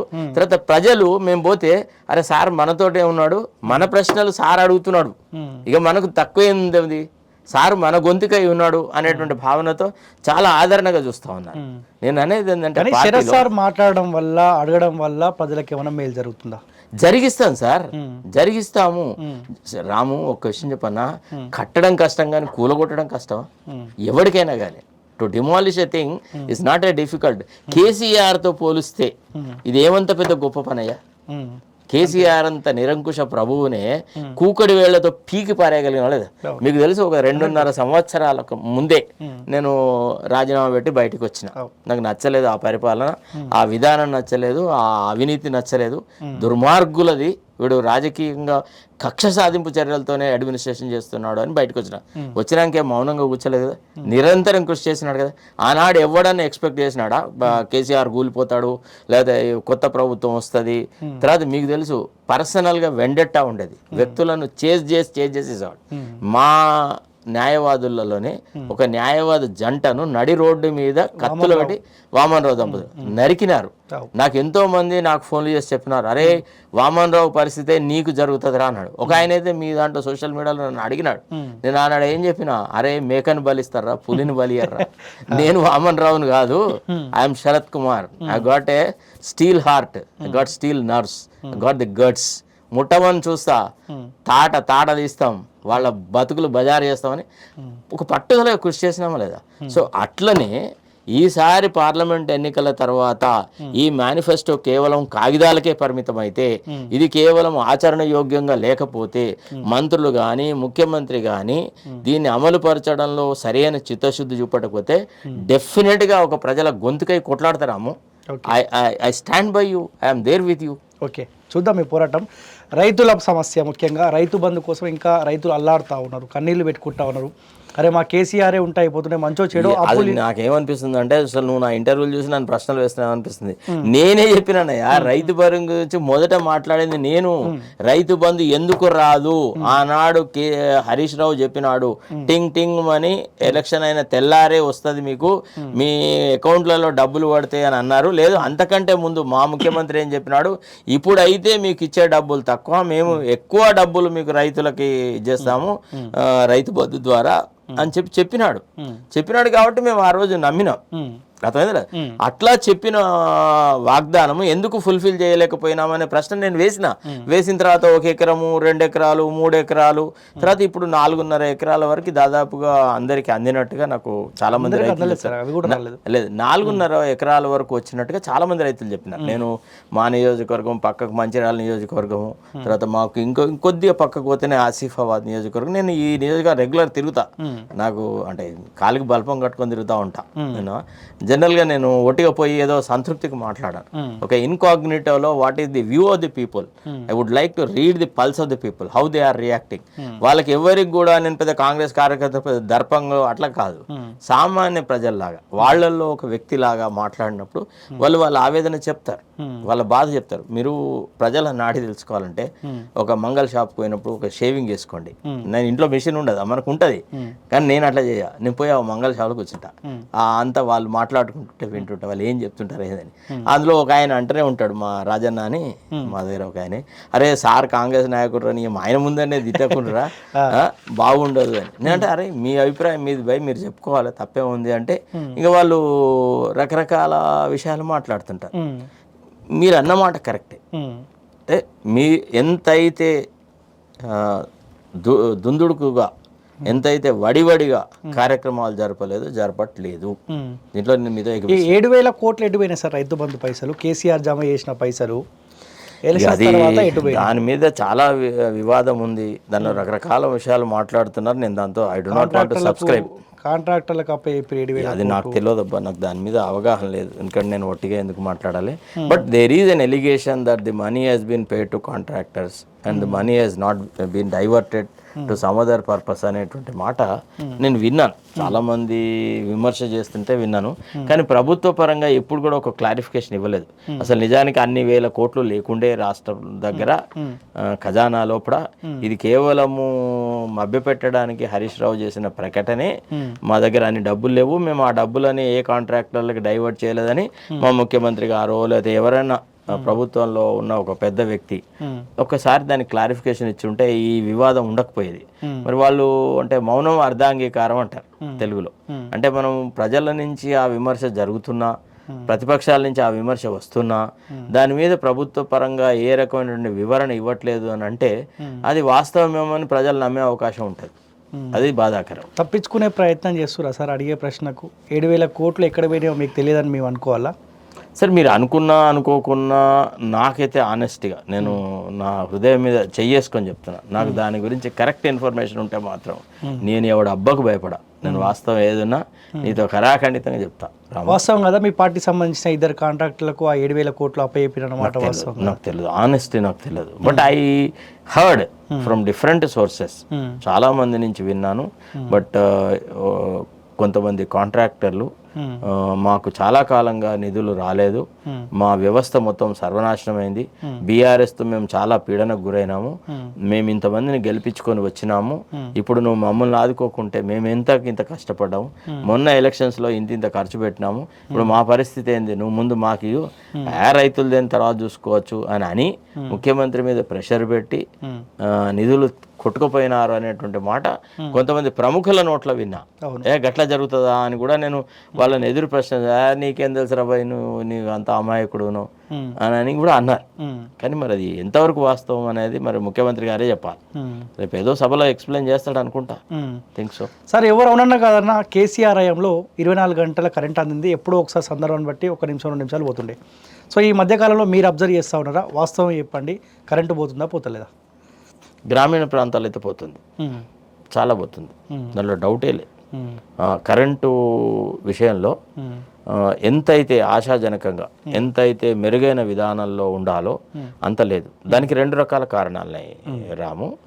ఇది కొంత ఆర్టిఫిషియల్గా ప్రాబ్లం క్రియేట్ చేస్తూ ఉన్నారు. అంటే ఏమైందంటే ఈ ఎలక్ట్రిసిటీ డిపార్ట్మెంట్స్లో రిక్రూట్మెంట్ జరిగినప్పుడు జూనియర్ లైన్మెన్ రిక్రూట్మెంట్ అనేది ఒకటి జరిగింది. ఈ జూనియర్ లైన్మెన్లలో అవుట్ సోర్సింగ్ ఎంప్లాయీస్ ఎవరైతే ఉండిరో వాళ్ళందరినీ వాళ్ళకి 20 మార్కులు అదనంగా కల్పించి కేసీఆర్ ప్రభుత్వం వాళ్ళని రిక్రూట్ చేసింది. సో వాళ్ళు ఏదంటే ఒక ప్రభుత్వానికి ఒక రకంగా కృతజ్ఞతాభావంతో ఉండి ఒక పర్టికులర్ పద్ధతి ప్రకారంగా ఇంపార్టెంట్ మీటింగ్ జరుగుతుంటుంది, దబుక్కని కరెంట్ పోతుంది. ఒకటి ఇంట్లో ఒక పెద్ద పెళ్లి జరుగుతుంటుంది, సడన్గా కరెంట్ పోతుంది. అంటే అట్లాంటి చోట్ల పోవడం వల్ల ఏమైందంటే అక్కడ జనం గుమిగూడి ఉంటారు కదా, అరే ఇదేంద్రబాయ్ గిట్లెట్లా అనేటువంటి ఒక ఇది వచ్చేసేసి, అంటే ఎంత అయితే ప్రభుత్వానికి పేరు ప్రతిష్టలు రావాలో ఆ ఒక్క క్షణం, ఆ 5 నిమిషాలు 10 నిమిషాలు కరెంటు పోవడం వల్ల ప్రభుత్వానికి లేని చెడ్డ పేరు వస్తుంది. ముఖ్యంగా ఈ మ్యారేజ్ సీజన్లో అయితే సడన్ గా మరి ఎందుకు కరెంటు పోతే వాడు అయ్యకు అర్థం కాదు. నిజం చెప్తున్నాను, చాలా బాధాకరమైన విషయం. తర్వాత ఏం చేస్తారు తెలుసా, పద్ధతి ప్రకారంగా నడి రాత్రి 10-10:30కు కరెంటు తీసి పారేస్తారు. అంటే మనకు గ్రామీణ ప్రాంతాలలో ఎట్లా ఇప్పుడు వేడి ఎట్లుంది, 41, 42 టెంపరేచర్ ఉంది, కరెంటు ఫ్యాను లేకుంటే బతికే పరిస్థితి లేదు. మరి బయట వచ్చి పడుకుందామని అంటే ఆ వేడికి పాముల తేళ్లు కూడా వస్తాయి. మా ప్రాంతం అంతా అడవి ప్రాంతం కదా, కాబట్టి పాముల తేళ్లు వస్తాయి, మిగతా రకాల సమస్యలు ఉంటాయి అని చెప్పేసి సంసారం చేసుకునే వాళ్ళు ఉంటారు, యువకులు, కొత్తగా పెళ్ళైన వాళ్ళు, వాళ్ళు వీళ్ళు అందరూ వచ్చి రోడ్ల మీద ఏడబడుకుంటారండి. సో ఈ కరెంటు రాత్రులు పోవడము, తెల్లారంగా పోవడము, తర్వాత మధ్యరాత్రి పోతే ఏమవుతుంది, ఇంతకుముందు ఏది కేసీఆర్ టైంలో కూడా మోటార్ ఆన్ చేసుకుని వచ్చి ఆయో పడుకునేది, తెల్లారంగా పోయి మళ్ళీ పోయి 5:30కు పుంజులు కూసే టైంకి ఆఫ్ చేద్దరు. ఇప్పుడు నడిరాత్రి కరెంట్ ట్రిప్ అవడం వల్ల మళ్ళా వీళ్ళు పోవాల్సి వస్తుంది. తర్వాత ఈ అడవి పందుల కోసం అని మేమైతే ఈ ఎలక్ట్రిక్ తీగలు అవి పెడుతున్నారు, నెట్ పెడితే అవి తగిలి కూడా చచ్చిపోతా ఉన్నారు, అదొక భయం. తర్వాత ఈ అడవి పందుల బెడద కూడా బాగైంది, కోతుల బెడద బాగైంది. అసలు పంటలని, తర్వాత అంటే ఈ ఫ్రూట్స్ బేరింగ్ ట్రీస్ని మొత్తం సర్వనాశనం చేస్తుంది. ప్రభుత్వ పరంగా ఎంత అలసత్వం ఉందో ఈ కోతులు పెద్ద ప్రతిపక్షంలాగా తయారైన మాకు. నిజం చెప్తున్నా తెలుసా, మీరు నమ్ముతారో నమ్మరు, ఎంత దారుణంగా ఉందంటే కనబడ్డ మనిషిని పిరక్క తింటాయా అనే పరిస్థితి. అడవి పందులు అయితే అసలు ఎన్ని వేలల్లో పెరిగినాయి అంటే అసలు నీకు ఏ పంట సురక్షితంగా లేదబ్బా. సో నడి రాత్రి పోవాలంటే కష్టం, అవి మంద వస్తాయి, ఒక్క రైతు కనబడకు తల్లోని గుద్ది పారేస్తాయి, మొత్తం కాళ్ళు విరిగిపోడే, మనిషి అసలు పోలేడు తెలుసు. అట్లాంటి భీకరమైన వాతావరణం. ఇంకొక అంశం సార్, కేసీఆర్ అన్నాడు అల్లుడు సేడవాడుకుంటాడు, బిడ్డో సేడ వాడుకుంటుంది, గొర్రెపిల్ని ఎడగట్టేయాలి, మేకపిల్ని ఎడగట్టేయాలి అని చెప్పిండు. ఆనాడు మబ్బే పెట్టిండు. సో అక్కడక్కడ డబుల్ బెడ్రూమ్ అయితే కట్టిండు. సో మీరు అసెంబ్లీ ఎలక్షన్లో చెప్పారు కేసీఆర్ కట్టించిన డబుల్ బెడ్రూమ్లో ఆయన ఇచ్చే పరిస్థితి లేదు, మేము అధికారంలోకి రాగానే ఆ డబుల్ బెడ్రూమ్ పేద ప్రజలకు ఇస్తామని చెప్పారు. ఇప్పటి వరకు కేసీఆర్ మీరు ఎట్టైనా కట్టలేదు, కేసీఆర్ కట్టించిన డబుల్ బెడ్రూమ్ ఏ ఒక్క పేద కుటుంబానికన్నా మీరు ఇచ్చిరా? ఇది చాలా జటిలమైన ప్రశ్న, ఎందుకంటే కొన్ని కేసులు నేను కూడా ఫైట్ చేస్తా ఉన్నా. అంటే ఈ బెనిఫిషరీస్ ఐడెంటిఫికేషన్ విషయంలో ఈ డబుల్ బెడ్రూమ్ స్కీములలో జరిగిన అవకతవకల మీద చాలా కేసులు నేను కూడా వేసిన. మేము అనేది ఏంటంటే దీన్ని ఒక టార్గెట్ పెట్టుకొని ఈ పనుల మీద శ్రద్ధ వహించేది ఉండే. అంటే ఈ డబుల్ బెడ్రూమ్ అలాట్మెంట్ అనేది ఎక్కడెక్కడైతే ఆయా ప్రాంతాలలో కన్స్ట్రక్షన్ అయి ఉన్నాయి, కొన్ని ఎవరు వాడకుండా, అంటే ఎవరికి అలాట్మెంట్ చేయకపోవడం వల్ల కొంత డిస్టర్బ్ అయి ఉన్నాయి, వీటన్నిటి మీద కొంత పెద్ద నామినల్ ఎక్స్పెండిచరే, does not run into thousands of crores. కాబట్టి వాటి మీద శ్రద్ధ వహించి ఇప్పటివరకు అయిన వాటిని కొంత పంచి పెడితే బాగుండు అనేటువంటి ఒక ఆలోచన నేను చేసినాను. కానీ అంటే రాజకీయ కోణంలో ఆలోచించినప్పుడు కొంతమందికి ఇచ్చి మిగతా వాళ్ళకి ఇవ్వకుంటే ప్రజలలో అసంతృప్తి వస్తుంది, చాలా చాలా మంది మనకు వ్యతిరేకమవుతారు. కేసీఆర్ కట్టిన ఇళ్లను మీరెవడు ఇచ్చడానికి, కేసీఆర్ మాకు ఇస్తానని మీరు వేరే వాళ్ళకి ఇస్తున్నారు, ఇప్పుడు మీకు పార్టీ కార్యకర్తలకు ఇస్తున్నారు అనేటువంటి ఒక పొలిటికల్ కాంట్రవర్సీ వస్తుందేమో అన్న భయంతో నేను అనుకుంటా the government has not embarked upon. నిజానికైతే ఎట్లయితే కేసీఆర్ ప్రభుత్వంలో వచ్చినటువంటి నోటిఫికేషన్లతో రిక్రూట్మెంట్ అయిన వాళ్ళకి వాళ్ళు రిక్రూట్మెంట్ లెటర్స్ ఇవ్వలేదు, అయినా సరే డేర్ చేసేసి ఆ రిక్రూట్మెంట్లో వచ్చిన వాళ్ళందరికీ నియామక పత్రాలు ముఖ్యమంత్రి ఇచ్చినాడు, దాదాపు ఒక 25-30 వేల మందికి. అట్లానే ఈ వీటిని కూడా ప్రజలకు పంచిపెట్టి ప్రజలకు వాగ్దానం చేసేది ఉండే, ఇగో ఇప్పుడు నా దగ్గరనే ఇవి ఇచ్చేస్తున్నా, మిగతా వాళ్ళు మీరు తొందరపడకండి, అతి త్వరలో మేము ఈ స్కీమ్ను చాలా బ్రహ్మాండంగా తీసుకొస్తాం, ఎక్కడి నుంచైనా నిధులు సమకూరుస్తాం, కానీ ఇచ్చిన వాగ్దానం ప్రకారంగా మేము అమలు చేస్తాం అని అంటే నమ్మకంతో ఓట్లు వేసి ఉండేవాళ్ళు. పంచిపెట్టకుండా కేసీఆర్ నాశనమైనాడు, పంచిపెట్టకుండా ఇవాళ మేము కూడా అప్రతిష్టను. కేసీఆర్ కూడా కొంతమందికి ఇవ్వడం వల్ల మిగతా వర్గాలకు మొత్తం దూరం అవుతాయేమో అన్న ఆలోచన ఆయన ఉండే. అసలు కేసీఆర్ అందుకు నాశనం కాలే. కేసీఆర్ ఎందుకు నాశనమైనాడు అని అంటే కట్టిన ఇళ్లను తన పార్టీ కార్యకర్తల ద్వారా తన వాళ్ళకి ఇచ్చుకోవడం వల్ల ఇళ్ళు కమిషన్లు డబ్బులు వసూలు చేయడము. నీకు డబుల్ బెడ్రూమ్ స్కీమ్ లో డబుల్ బెడ్రూమ్ అలాట్మెంట్ కావాలంటే 3-4 lakhs 5 lakhs వరకు కూడా లంచాలు తిన్నారు. అసలు ఎట్లా రాబందులాగా మీద పడ్డారు ప్రజల మీద. నాకు తెలుసు కదా, I was inside the government, I was out of the government, I have seen all that. విన్నారా? ఆ పెచ్చుమీరిన అవినీతి వల్ల నాశనమైనట్టు. కేసీఆర్ కూడా కట్టిన చోటికి కట్టినాము, కేంద్ర ప్రభుత్వంతో మనకు సరైనటువంటి సహకారం లేదు, మన రాష్ట్ర వనరులు గిన్ని వెల్ఫేర్ స్కీమ్స్ ఇంప్లిమెంట్ చేసినాక ఆర్థిక వనరులు అవకాశం జరగట్లేదు కాబట్టి ఇగో ఇప్పుడు గిన్ని మాత్రమే కట్టినాము, మిగతా వచ్చేసరికి ఇంకా ఇన్ని కడతాము అని చెప్పి ఆ కట్టినట్టు ప్రజలకు కనుక ఇస్తూ పోయి ఉంటే బాగుండేది. ఆయన ఓన్లీ ఆ కన్స్ట్రక్షన్ డిస్ట్రిబ్యూషన్ అనేది ఓన్లీ ప్రీమియర్ కాన్స్టిట్యున్సీకే పట్టుకున్నాడు. గజ్వేలు, సిద్దిపేట, సిరిసిల్ల, ఇవి తప్ప అసలు నో నియోజకవర్గమైన రాష్ట్ర శాసనసభలో ఇంకో నియోజకవర్గం లేనట్టుగా, రాష్ట్రంలో ఇంకోడు ఎవడు ఎమ్మెల్యే కాదన్నట్టుగా రాజకీయ వివక్ష చూపెట్టడం వల్ల కేసీఆర్ నాశనమైనాడు. ఆ ఉన్నదండి. ఇప్పుడు ఎట్లుంటుందంటే మనము పావురాలు వస్తాయి, కొన్ని 100 వస్తాయి, నువ్వు దోసెడే కదా వేసేటి గింజలు, అయినా సరే 100,000 నీ దగ్గరికి వస్తాయి. గమనించిన వాళ్ళు ఓల్డ్ సిటీకి కనుకోతే కానీ ఆ ఏరియాలకు పోతే వాడు ఎవడేం పెద్ద బస్తాలు పోస్తాడా? పోయాడు కదా, దోసెడే కదా వాడు పావురాలకు వేసేది. ఆ దాంట్లో వాడు వేసే ఆ దోసెడికి 1000 పావురాలు వచ్చి నిలబడతాయి. ఒక ఆశ, ఒక కాన్ఫిడెన్స్, ఒక నమ్మకం. నీ దగ్గరనే పిరికడు నువ్వు ఎంగిల్ చేత విస్తరే చేయని వాడివి, కాకిని కొట్టని వాడివి, నిన్నెవడు నమ్ముతాడు? కాబట్టి ఉన్నవి డిస్ట్రిబ్యూట్ చేయకపోవడం కూడా ఒక హ్యాండిక్యాప్, ఇట్ ఈస్ డిసడ్వాంటేజ్ వస్తాయి. సో కట్టిన ఇండ్ల పరిస్థితి ఇట్లా ఉంటే మొత్తమే గజం జాగలేనోని కూడా జాగిస్తాము, ఒక 5 లక్షల రూపాయలు కట్టుకోనికి ఇస్తామని చెప్పారు. అవునా? ఏ ఒక్కనికైనా ఈ 120 రోజుల కాలంలో పలానా కుటుంబానికి గజం జాగలేదు అని ఏ ఒక్క కుటుంబానైనా గుర్తించిరా సార్? అది కాదండి, ఇప్పుడు ఇట్లాంటి ప్రోగ్రామ్ అమలు చేయాలన్నప్పుడు first of all vacant lands ఎన్ని ఉన్నాయి రాష్ట్రంలో, ఎంత వేకెంట్ ల్యాండ్స్ ఏ ప్రాంతాలలో ఉన్నాయి అనే ఒక నిర్దిష్టమైనటువంటి ఒక ప్రణాళికతోని ముందు ఫస్ట్ ఐడెంటిఫికేషన్ ఆఫ్ ల్యాండ్స్ జరగాల. ఏ ప్రాంతాలలో కట్టాలనే దానికి ఒక పథకం ప్రకారంగా కొన్ని ప్రాంతాలను ఎన్నుకోవాలా, ఊరికి ఎంత దూరంలో ఉండాలి, ఎట్లుండాలి, ఎక్కడ ఏ ప్రాంతాలలో మండల హెడ్ క్వార్టర్లో ఎంత ల్యాండ్స్ ఉన్నాయి గవర్నమెంట్కి దగ్గర, తర్వాత గ్రామ పంచాయతీలలో ఎన్ని ల్యాండ్స్ ఉన్నాయి అనేటువంటి ఒక లెక్కలు తీసేసిన తర్వాత ప్రజలను ఎంతమంది బెనిఫిషియర్స్ ఉన్నారు, ఏ ప్రాంతానికి ఎంతమందికి ఇవ్వగలము అనేటువంటి కార్యక్రమం చేయొచ్చు. అసలు ఆ కార్యక్రమంలో ఐడెంటిఫికేషన్ ఆఫ్ ల్యాండ్సే జరగలేదు.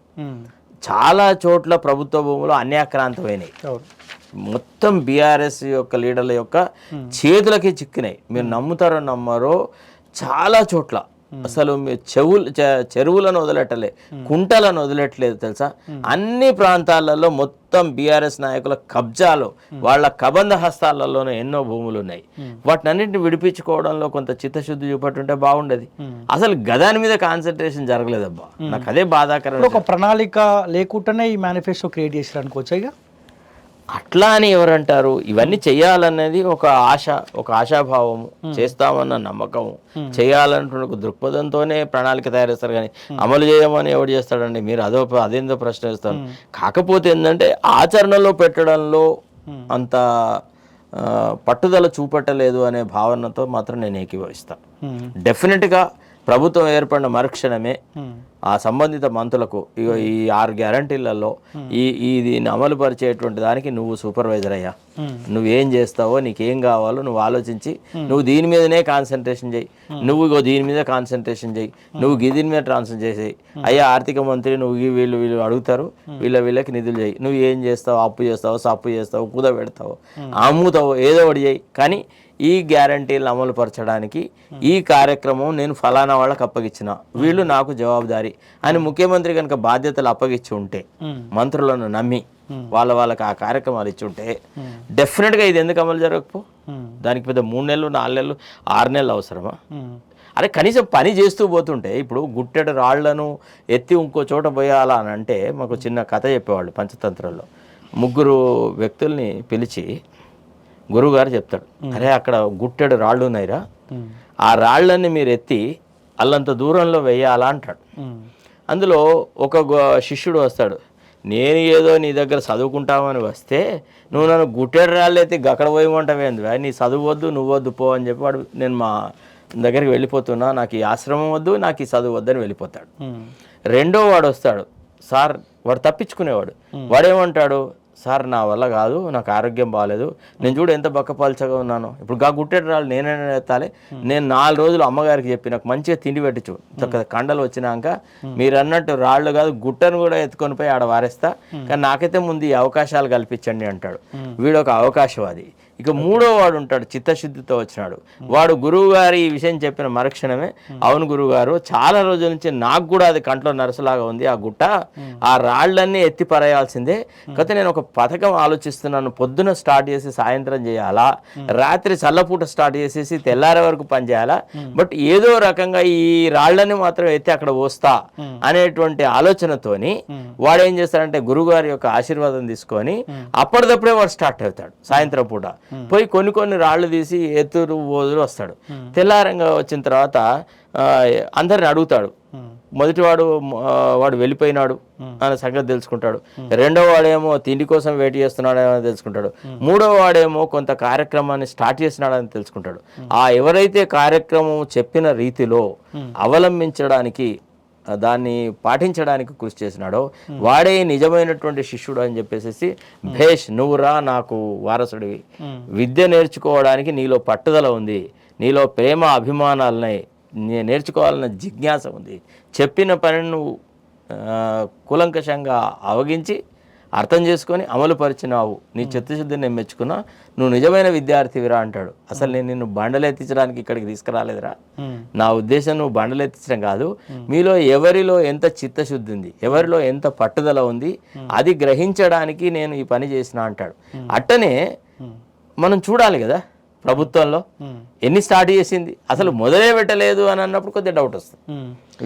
మీకంటే ఏ పదవి లేదు, ఏ హోదా లేదు, కాంగ్రెస్ పార్టీ కార్యకర్తలాగా ఉన్నారు అనుకుందాం, ఉన్నారు కూడా, నాకు ఏ అవసరం కూడా లేదు కాంగ్రెస్ పార్టీ నాయకులు. సో చాలా మంది మంత్రి పదవులు ఉన్నారు, ఎమ్మెల్యే పదవులు ఉన్నారు, సో మీ ముఖ్యమంత్రి హోదాలు ఉన్నారు.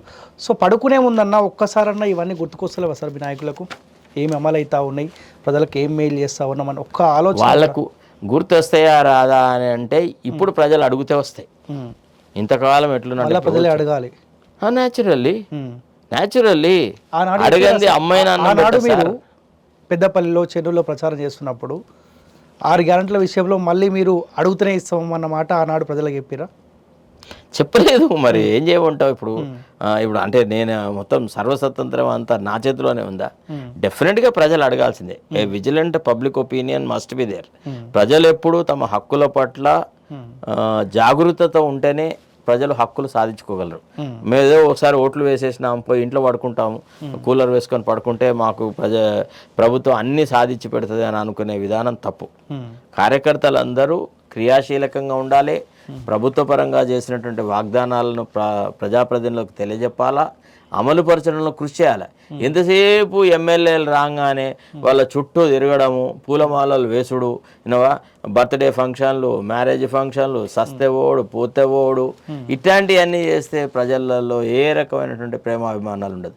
ప్రజల కష్టాలలో వాళ్ళతో పాటు ఉండాలి. ఆ ప్రాంతాలకు పోయి కనుక్కోవాలి, ఏమయ్యా మేము 6 గ్యారెంటీస్ ఇచ్చినాం, ఇప్పుడు ఎమ్మెల్యేలు అయితే వస్తున్నారు కదా నియోజకవర్గాలకి, వచ్చినప్పుడు ఎన్నుకోవాలి ఈ మండలంలో ఇగో ఈరోజు గిన్ని ప్రాంతాలు తిరుగుతా, గిన్ని గ్రామాలకు తిరుగుతా, లేదా ఇక్కడ పోతా, ఇక్కడ ఉంటా అని చెప్పి ఆలోచించుకొని ఈ భజన పరుల బృందాలను పక్కకు పెట్టేసేసి, ఇప్పుడు ఉంటారు కదా జై జై అనేటోళ్ళు, వీళ్ళని పక్కకు పెట్టి రాగుండ్రా నీ అమ్మ నేను క్యాంప్ హౌస్కి వచ్చినాక అందరూ ఇప్పుడైతే నన్ను ఒకసారి ప్రజల మధ్యలోకి పోనీ అని చిత్తశుద్ధితో ఆ ప్రజల దగ్గరికి పోయి, ఏమమ్మా నిజంగానే ఈ 6 గ్యారెంటీలు అమలు అవుతున్నాయా లేదా, ఏ మేరకు అమలు అవుతున్నాయి, ఈ ప్రాంతాల్లో ఏం సమస్యలు ఉన్నాయి. వాళ్ళు అంటారు మొత్తానికి నిజమైతే ఫ్యాక్ట్ ఏది, ఈ అండర్ గ్రౌండ్ వాటర్ అయితే టేబుల్ అయితే బాగా తగ్గింది, చాలా ప్రాంతాలలో బోర్లు ఫెయిల్ అవుతున్నాయి, మా ప్రాంతాల్లో అయితే. సో అక్కడ నీళ్లకు ప్రజలు అల్లల్లాడుతున్నారు. సో అట్లాంటి పరిస్థితులలో కొన్ని నిధులను తీసుకొని ఆయా ప్రాంతాలలో బోర్లు వేసో లేకపోతే ఇతరత్రమైనటువంటి కార్యక్రమాలు చేసి ప్రజల సమస్యలు తెలుసుకోవడానికి ప్రజల మధ్యకు ఎమ్మెల్యేలు పోవాలా. ఇప్పుడు అన్ఫార్చునేట్లీ ఏంటంటే ఎలక్ట్ అయినప్పటి నుంచి ఇక ఎంపీ ఎలక్షన్స్ వస్తున్నాయి, ఏమో మా వాళ్ళకు టికెట్లు ఏడిపించుకోవాలనే కార్యక్రమంలోనే ఫుల్గా టైం అంతా స్పెండ్ చేస్తున్నారు. Either the honourable ministers or the MLAs or అందరూ నెక్స్ట్ టికెట్ల మీదనే ఫుల్ ఫోకస్ పెట్టారు, కాన్సన్ట్రేషన్ పెట్టారు. అరే టికెట్ల సంగతి పక్కకు పెట్టేసేసి ప్రజల సమస్యల మీద మనం ఎందుకు చిత్తశుద్ధి చూపెట్టాము, మనం ఎందుకు ప్రజల మధ్యలోకి పోము. ఒక్కసారైనా ముఖ్యమంత్రి తన ఎమ్మెల్యేలకు చెప్పినాడా, ఏమండి మీరు ఖచ్చితంగా నిర్ద్వందంగా మీరు మీ మీ నియోజకవర్గాల్లోనే ఉండాలా, శాసనసభ సమావేశాలు జరగనప్పుడు రోజు మీకు సెక్రటరియట్లో ఏం పని, రోజు మంత్రుల నివాసాల చుట్టూ మీరు ఎందుకు తిరగాల, రోజు ఎందుకు మీరు జై జై అనుకుంటుండాలి, రోజు సన్మానాలు ఎందుకు చేయాలి, మీరు పోయి మీ నియోజకవర్గాలలో ఉండేది వారానికి కనీసం 3 రోజులు ఆది సోమ మంగళ లేదా సోమ మంగళ బుధ ఏదో ఒక 3 రోజులు పెట్టి ఖచ్చితంగా ఎమ్మెల్యేలు అందరూ ఆయా నియోజకవర్గాలలో ఉన్నారా లేదా అనే పరిశీలన జరిగిందా? ఆ మాట చెప్పనీకి ఏమన్నా మీ ముఖ్యమంత్రి భయపడుతుండా, అరే అట్లా ఆ మాట చెప్తే నా మీద రివర్స్ అవుతారేమో, ఎందుకు రివర్స్ అవుతారు? అది బాధ్యత sir. Please, as a head of the family it is his duty. He has to tell the MLAs, no, sorry, you should be there. You are elected for that purpose. It is your job. మీరు ఎవరెవరు చక్కగా ఈ కార్యక్రమాన్ని సంపూర్తి చేస్తారో అట్లాంటి వాళ్ళకి రేపు మంత్రి పదవులు ఇస్తాము, అట్లాంటి వాళ్ళకి రేపు ఇంకా ఏదైనా అధికారం కల్పిస్తాము. మీరు ఏం పని చేయకుండా వచ్చి రోజు నాకు భజనలు కొట్టుడు, నాకు తబలాలు కొట్టుడు, డోలకు కొట్టుడు, ఈ ప్రార్థనలు చేస్తే సారీ అని చెప్పుంటే అయిపోయేది కదా. అట్లా ఎంతమంది చెప్పట్లేదు? ఇప్పుడు ఏ మాట కామాట గత 6 నెలల క్రితమే మోడీ గారు పార్లమెంటరీ సమావేశం పెట్టినప్పుడు మొత్తం ఎంపీలను అందరినీ పిలిచి ఈ 6 నెలలు మీరు నిశ్చితంగా నియోజకవర్గాల్లో ఉండాలి, ప్రభుత్వ పరంగా జరుగుతున్నటువంటి కార్యక్రమాలన్నీ ఎట్లా అమలవుతున్నాయో చూడాలి, పరిశీలన చేయాలి. మీరు ఢిల్లీ చుట్టూ తిరిగితే మీకు చచ్చిన టికెట్లు ఇవ్వ, మీ పర్ఫార్మెన్స్ మీద నేను అప్రైజల్ తెచ్చుకుంటా, మీలో ఎవరు ప్రజల నుంచి దూరంగా ఉంటే వాళ్ళు ఎట్లాంటి వాళ్ళైనా నేను మీకు టికెట్ ఇవ్వను. సేమ్ లాంగ్వేజ్ లోపల వరంగల్లో రాహుల్ గాంధీ గారు మాట్లాడారు కదా, ప్రజలలో ఉన్నవాళ్ళు ప్రజాభిమానం చూరగొన్న వాళ్ళకే టికెట్లు ఇస్తామని అన్నాడు. తర్వాత ఏ రకమైనటువంటి పైరవీలు చేసిన వాళ్ళకి ఇయ్య అన్నారు, కుటుంబానికి ఒకటే టికెట్ ఇస్తా అన్నాడు. రకరకాల విషయాలు చెప్పినారు కదా. మరి రాహుల్ గాంధీ గారు ఏవైతే విషయాలు చెప్పినారో ఆ విషయాలు అమలు జరగడానికి కూడా మరి పిసిసి అధ్యక్షుడు నడుం కట్టాలి కదా, ఆయన కృషి చేయాలి కదా. ఇప్పుడు రాహుల్ గాంధీ ఆయనంతలో ఆయన్నే తప్పుదోవ పట్టిస్తా ఉండా, లేకపోతే రాహుల్ గాంధీనే ఇక్కడ నాయకత్వం తప్పుదోవ పట్టిస్తుంది అంటే చెప్తారు? One thing I'm bit confused and I'm also not clear about it. అంటే రాహుల్ గాంధీ గారికి కానీ లేదా కేంద్ర నాయకత్వానికి కానీ ఇక్కడ జరుగుతున్నటువంటి వ్యవహారాల మీద పూర్తి అవగాహన లేదు అనేది మాత్రం నేను ఖరాఖండితంగా చెప్పగలను. ఏవో సర్వేలండి, వాడు సునీల్ కనుగోలు అని వాడు ఉన్నాడు, వానికి ఏంది పైసలు ఎట్టిస్తే అటు మాట్లాడతాడు. వాడిది ఒక సర్వే, వాడు చెప్పింది దాన్ని విని టికెట్లు ఇచ్చి అది ఇది చేస్తాను. Some I don't believe in this strategies. నాకు నమ్మకం లేదు. నా దృష్టిలో ఎప్పుడు కూడా నాయకులు కార్యకర్తల మీద ఆధారపడాలి, ప్రజల మధ్యలో తిరగాలి, ప్రజల సమస్యలు గుర్తించాలి. అంతేగాని వాడు నిన్న చేరినాడికి ఈరోజు టికెట్ ఇచ్చి వాడు సునీల్ కనుగోలు సర్వేలో వీడికి బాగా మెరిట్ ఉంది అని అంటే అది I don't trust that kind of ఇది. అది ఓన్లీ ఏంటంటే వాడిని వాడుకొని వాని పేరు మీద అది ఇది చేసుడే తప్ప ఆ రకమైన స్ట్రాటజీస్ ఏం వర్క్ కావు సార్. లాంగ్ రన్లో ఇవి పనిచేయవు. విన్నారా? వీళ్ళు ఏందండి ఎటు పైసలు ఇస్తారు మాట్లాడతారండి. ది సేమ్ కిషోర్, అతను Prashant Kishore worked with different people. Wherever he worked he only try to eulogise the role of that fellow and he condemned everybody. ఇప్పుడు రాహుల్ గాంధీ గారు ఎందుకు పనికిరాడు, రాహుల్ గాంధీ గారు ఎన్ని యాత్రలు చేసినా ఏం ప్రయోజనం లేదు, అసలు ఖచ్చితంగా బీజేపీ రేపు కేంద్రంలో ప్రభుత్వం ఏర్పరుస్తుంది, 300 సీట్లు వస్తాయి అని వీడు ఏ రకంగా ఎవరి నాడీ బట్టి పరీక్ష చేసి చెప్తున్నాడండి. ఎట్లా వాడి మాటను నమ్మేది? Same is the case with Sunil Kanugolu. వీడు చెప్తేట నమ్మేదండి. ప్రజలలోకి పోవాలండి. ప్రజానాయకుడు ప్రజల మధ్యలో ఉండాలి, ప్రజల నాడి గ్రహించాలి, ప్రజల సమస్యలను సాల్వ్ చేయాలి. ఏమండి మీరు ఇప్పుడు ఇట్లా అంటారు. నేను I have seen the days when Karpoori Thakur was the chief minister of Bihar. I have seen Devilal in the chief minister of Haryana. వీళ్ళందరూ మేము నేను జర్నలిజంలో వచ్చిన కొత్తలో రామ్నరీష్ యాదవ్ అని ఒక చీఫ్ మినిస్టర్ ఉండేవాడు. రకరకాల వాళ్ళను ప్రజానాయకులను చూసినాం. అంటే వాళ్ళు అంటే చాలాసార్లు మేము ఢిల్లీలో అక్కడ ఇక్కడ మిత్రులతో మాట్లాడితే ఏ గ్రామంలోకి పోయినా కానీ కనీసం ఒక 10 మంది వ్యక్తుల పేర్లు చెప్పగలిగేటువంటి రిలేషన్షిప్ ఉండేది. కర్పూరి ఠాకూర్కి మొన్న పద్మశ్రీ ఇచ్చిన, భారతరత్న ఇచ్చినారు కదా. అతను ఒక నాయి తెలుసా, అతను ఒక మంగళి దానికి సంబంధించినవాడు. అట్టనే అంటే రకరకాలుగా ఇప్పుడు ఆ రకమైన నాయకులు లేరండి. వీళ్ళకు కావలసిన నియోజకవర్గంలో ఫుల్లుగా ప్రతిపక్షాలను బొందబెట్టి పార్టీలో ఉన్న ప్రత్యర్థులనే నాశనం చేసి ఏకపక్షంగా తెచ్చుకుంటే తప్ప నేను ఫలానా నియోజకవర్గం నుంచి ఖచ్చితంగా గెలుస్తా అని చెప్పగలిగే నాయకుడు ఎవరు? ఆనాడు వాళ్ళు ఏ సీట్ అంటే ఆ సీటు మార్చుకొని ఎక్కడంటే అక్కడ నియోజకవర్గాల్లో నిలబడి గెలిచిన నాయకులు ఉన్నారు. ఆ ఆదర్శవంతమైనటువంటి ఆలోచన సరళి లేదు ఇప్పుడు. ఇప్పుడు అంతా ఏంటంటే వాడు సునీల్ కన్గోలు కొనాలి, ఏదో ప్రశాంత్ కిషోర్ని కొనుగోలి, వాడికి కొన్ని డబ్బులు ఇవ్వాలి, వాడు ఏదో చెప్తాడు, లేని చోట సమస్యలు సృష్టించాలి, ఉన్నదాన్ని కాదనాలి, ఇట్లా చేయాలి అంతే. మరీ దారుణం సార్. పక్క పార్టీ నుంచి జాయిన్ అయిన వాళ్ళకి ఇమీడియట్లీ బీఫామ్లు ఇవ్వడం, ఎంపీ టికెట్లు ఇవ్వడం. దీన్ని నేనైతే మొదటి నుంచి అపోజ్ చేస్తా ఉన్నా. దీన్ని మొదటి నుంచి అపోజ్, ఎందుకంటే కార్యకర్తలు టోటల్ ఎవర్షన్ టువర్డ్స్ డిఫెక్షన్. ఇప్పుడు ఏ కడియం కావ్య పైన అయితే మీ కాంగ్రెస్ పార్టీ కార్యకర్త కొట్లాడిండో అలా కోటేయొద్దని చెప్పి, రేపు వాళ్ళ కడియం కావ్య కోటేయమని చెప్పి మీకు క్వశ్చన్ పన్నా. కడియం శ్రీహరి ఒక లుచ్చా అని నేను ఇవ్వాలి కాదు, నేను జర్నలిజంలో ఉన్నప్పటి నుంచి దాన్ని అసహించుకున్నాను తెలుసా. అతను కేవలము చూడడానికి మాట్లాడడానికి మాత్రమే చాలా మర్యాద గల మనిషిలా ఉంటాడు తప్ప అతను చెప్పేవన్నీ శ్రీరంగ నీతులు, విన్నావా, చేసేటి అన్ని థర్డ్ క్లాస్ పనులు. అతను మాదిగ సామాజిక వర్గాన్ని సర్వనాశనం చేసినాడు, ఎదగనివ్వలేదు. అసలు సెకండ్ లైన్ ఆఫ్ లీడర్నే ఎదగనివ్వలేదు సార్. ఒక పెద్ద దొర కడియం శ్రీహరి, ఏమో ఆయన వల్ల పార్టీకి ఏం మేలు జరుగుతుంది, గట్లాంటి వాడిని తీసుకురావాలి. నాకైతే ఐ డిడ్ నాట్ లైక్. అంటే ఈ గతంలో తెలుగుదేశం పార్టీలో ప్రముఖమైన భూమిక పాత్ర వహించిన వాళ్ళని ఏదో రకంగా కాంగ్రెస్లో చేర్పించాలన్న ఈ తాపత్రయం I'm not ready to accept it. It's a very wrong strategy. మీరు కావ్యని ఏం చేసినా కానీ విన్నరా, మీరు ఒక పెద్దగా ఇట్లా ఎత్తి ముఖ్యమంత్రి గారు రోజు పోయి అక్కడే అదే నియోజకవర్గం కాన్సన్ట్రేట్ చేసినా ఆమె గెలుస్తుందన్న గ్యారెంటీ. కానీ పక్క పార్టీ వాళ్ళని గెలిపించడానికి ఏమైనా ప్రయత్నం చేస్తుందా మీ కాంగ్రెస్ పార్టీ? ఇక అది రేపటి ఎన్నికల రిజల్ట్స్ని బట్టి తెలుస్తుంది. అంటే ఏ నియోజకవర్గాలలో ఇట్లాంటి పారాట్రూపర్స్ తీసుకొచ్చి నిలబెట్టినారు, అక్కడ రాజకీయ ప్రత్యర్థులు ఎవరు, వాళ్ళ గెలుపు సునాయాసం అయితే తప్పకుండా ఈనాడు ఉన్నటువంటి అనుమానం అది కరెక్టే అని నమ్మొచ్చు. చూడండి సార్, ప్రస్తుతం సునీతా మహేందర్ రెడ్డి తాండూరు చేవెళ్ళ నుంచి పోటీ చేయాలి, అవునా? ఎందుకు చేయాలి ఆమె? మేము పార్టీలో జాయిన్ అయినందుకు. అంటే సొంత ప్రాంతం కదా. సరే, సొంత అంటే పట్టా గిట్ట రాసిచ్చినారా చేవెళ్ళ ప్రాంతాన్ని ఆమెనే చేయాలా అని చెప్పేసి అట్లాంటి కార్యకర్తలు కాంగ్రెస్ లో లేరు. ఆమెకున్న అర్హత మొన్న నేను ఆమె ఇంటర్వ్యూ చూసినాను, ఆమెకు నోట్లో మాట రాదండి. పార్లమెంట్కి ఎట్లా పోతుంది, లోక్సభలో ఏమని మాట్లాడుతుంది. లోక్సభ సభ్యుడు అంటే ఏమండి కొద్దిగా ఏదన్నా ఉండాలా వద్దా? పూరి కాంగ్రెస్ ఐడియాలజీ గురించి 2 విషయాలు తెలుసా, లేదా కాంగ్రెస్ పార్టీ చేస్తున్న సేవల గురించి తెలుసా? Just because she happens to be the wife of somebody, she is related to somebody and she is known to somebody, ఆమెను తీసుకువచ్చేసేసి ఆమెకు టికెట్ దట్టు మల్కాజిగిరిలో ఇవ్వడం అని అంటే అది చాలా థర్డ్ క్లాస్ విషయం. ఆయా ప్రాంతాలలో ఎన్నో ఏళ్లుగా శ్రమించి కృషి చేస్తున్న కార్యకర్తలను కాదని ఈ కొత్తగా వచ్చిన పారాట్రూపర్స్కి ఎట్లా అవకాశాలు ఇస్తారండి? This is against the party ఈథాస్.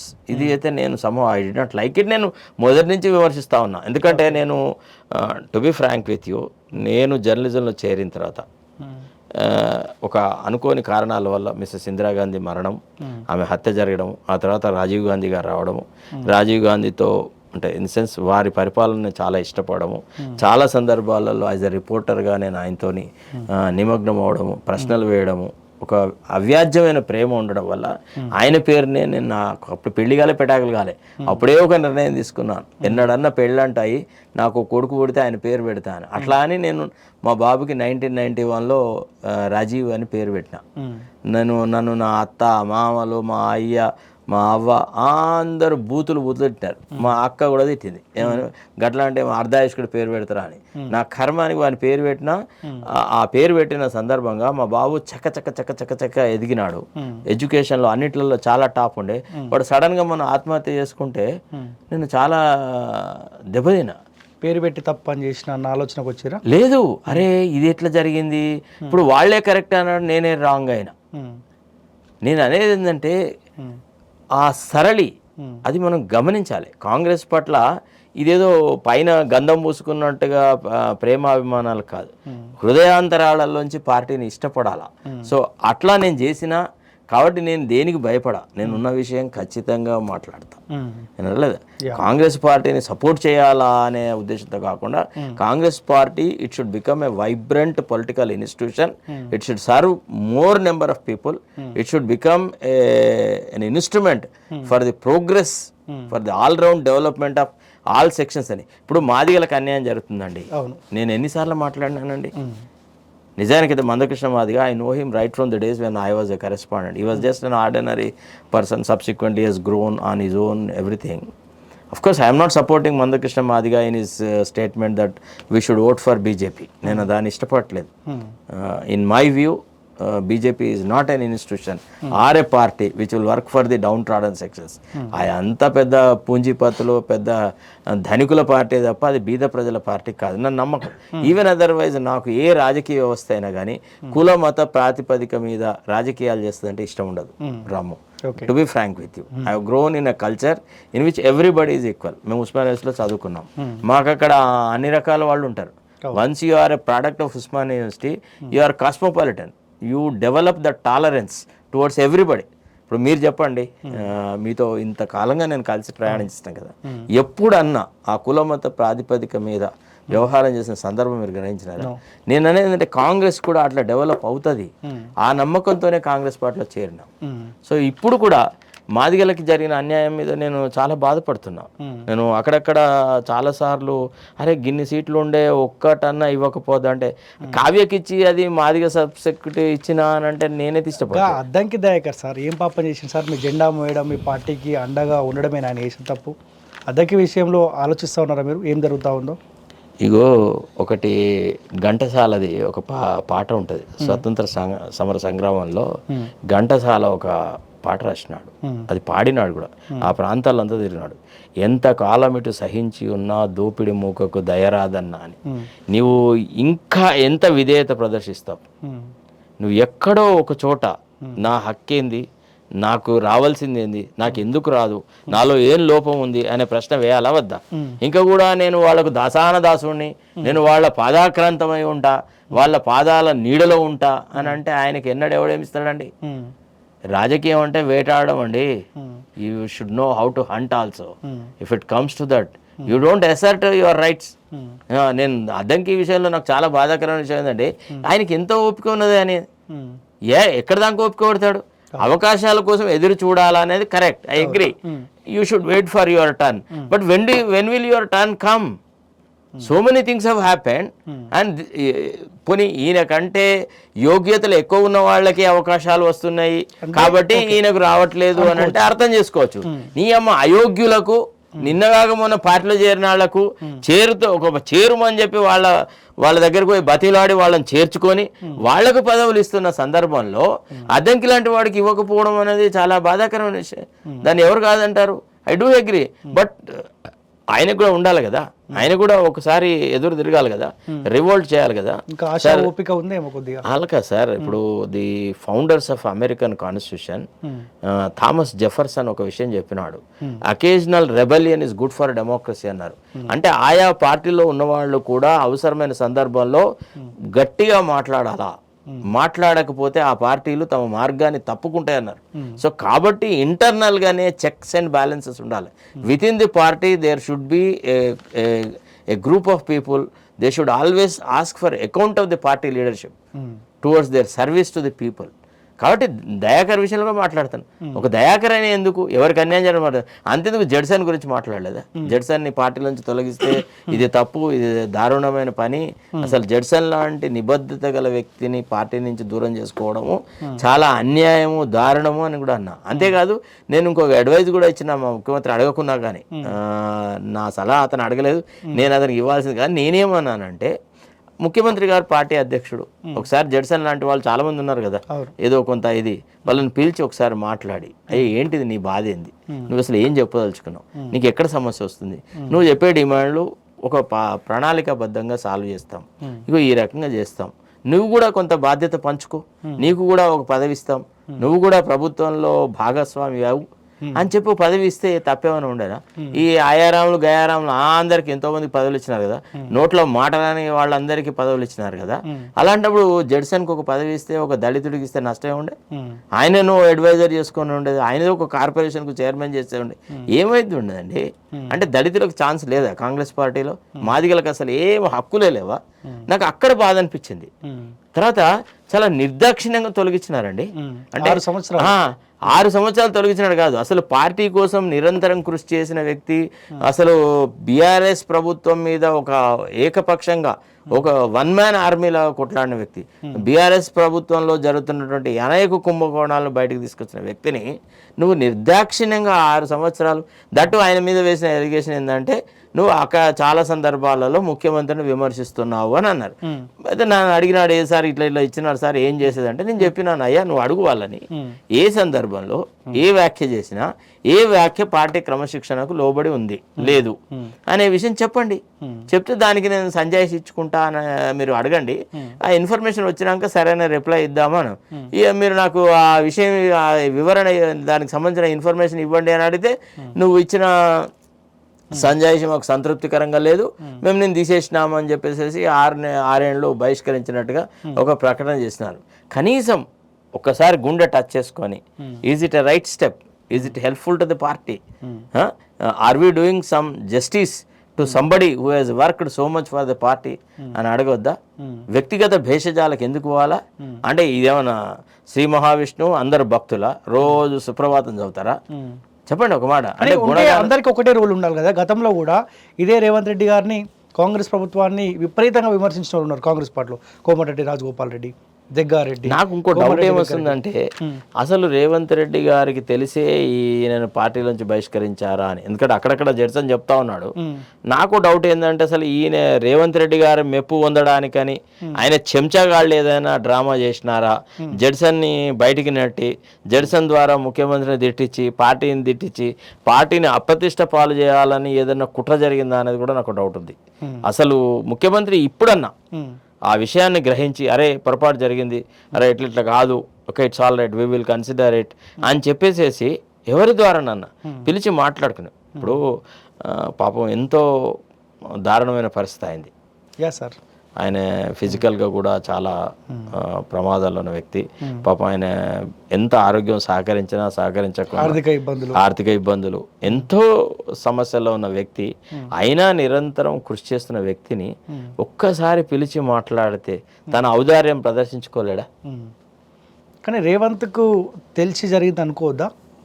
ఇవో నాకు డౌట్ వస్తుంది. అసలు మరి నేనైతే 2-3 సందర్భాలలో అయితే విజ్ఞప్తి చేసిన ముఖ్యమంత్రి గారికి, అంటే పిసిసి అధ్యక్షుడికి, కొంత దయార్ద్ర హృదయంతో చూడు. ఎందుకంటే రాజుకు దయ అనేది ఒక ఆభరణం. అంటే రాజు అంటే head of the government, whoever it is, whether it is chief minister, whether it is a minister, or a mandal president, or ZP president, whoever it is. అంటే ఎవరైతే those who are at the helm of affairs. I don't mean రాజు అంటే only రాజు లేరు, రాచరికం కాదు, ఇది ప్రజాస్వామ్యం, అది ఇదని బొంగరాలు మాట్లాడుతూ ఉంటారు. I don't mean that. My interpretation is, my feeling is that whoever is at the helm of affairs, superior వ్యక్తి ఒకసారి పిలిచి, తన వాళ్ళే కదా, తన కుటుంబంలో సభ్యులే కదా, ఒకవేళ అతని పొరపాటు అయితే అతన్ని సరిదిద్దవచ్చు, ఒకవేళ ప్రభుత్వ పరంగా అతనికి ఏమైనా అన్యాయం చేస్తే దాన్ని సరిదిద్దుకోవచ్చు. ఇంత పెద్ద రాష్ట్రంలో ఇన్ని పదవులు పదవులు ఉండగా ఒక్క జడ్సన్ని మనం గౌరవించుకోలేమా? ఆయనకున్న పదవులన్నీ తీసేసినారు, ఆయనను పూర్తిగా బట్టలు ఇచ్చినట్టు చేసేసి అవమానం చేసేసి పార్టీలోంచి బయటికి నెట్టడము, అది ఏ రకంగా పార్టీకి మేలు?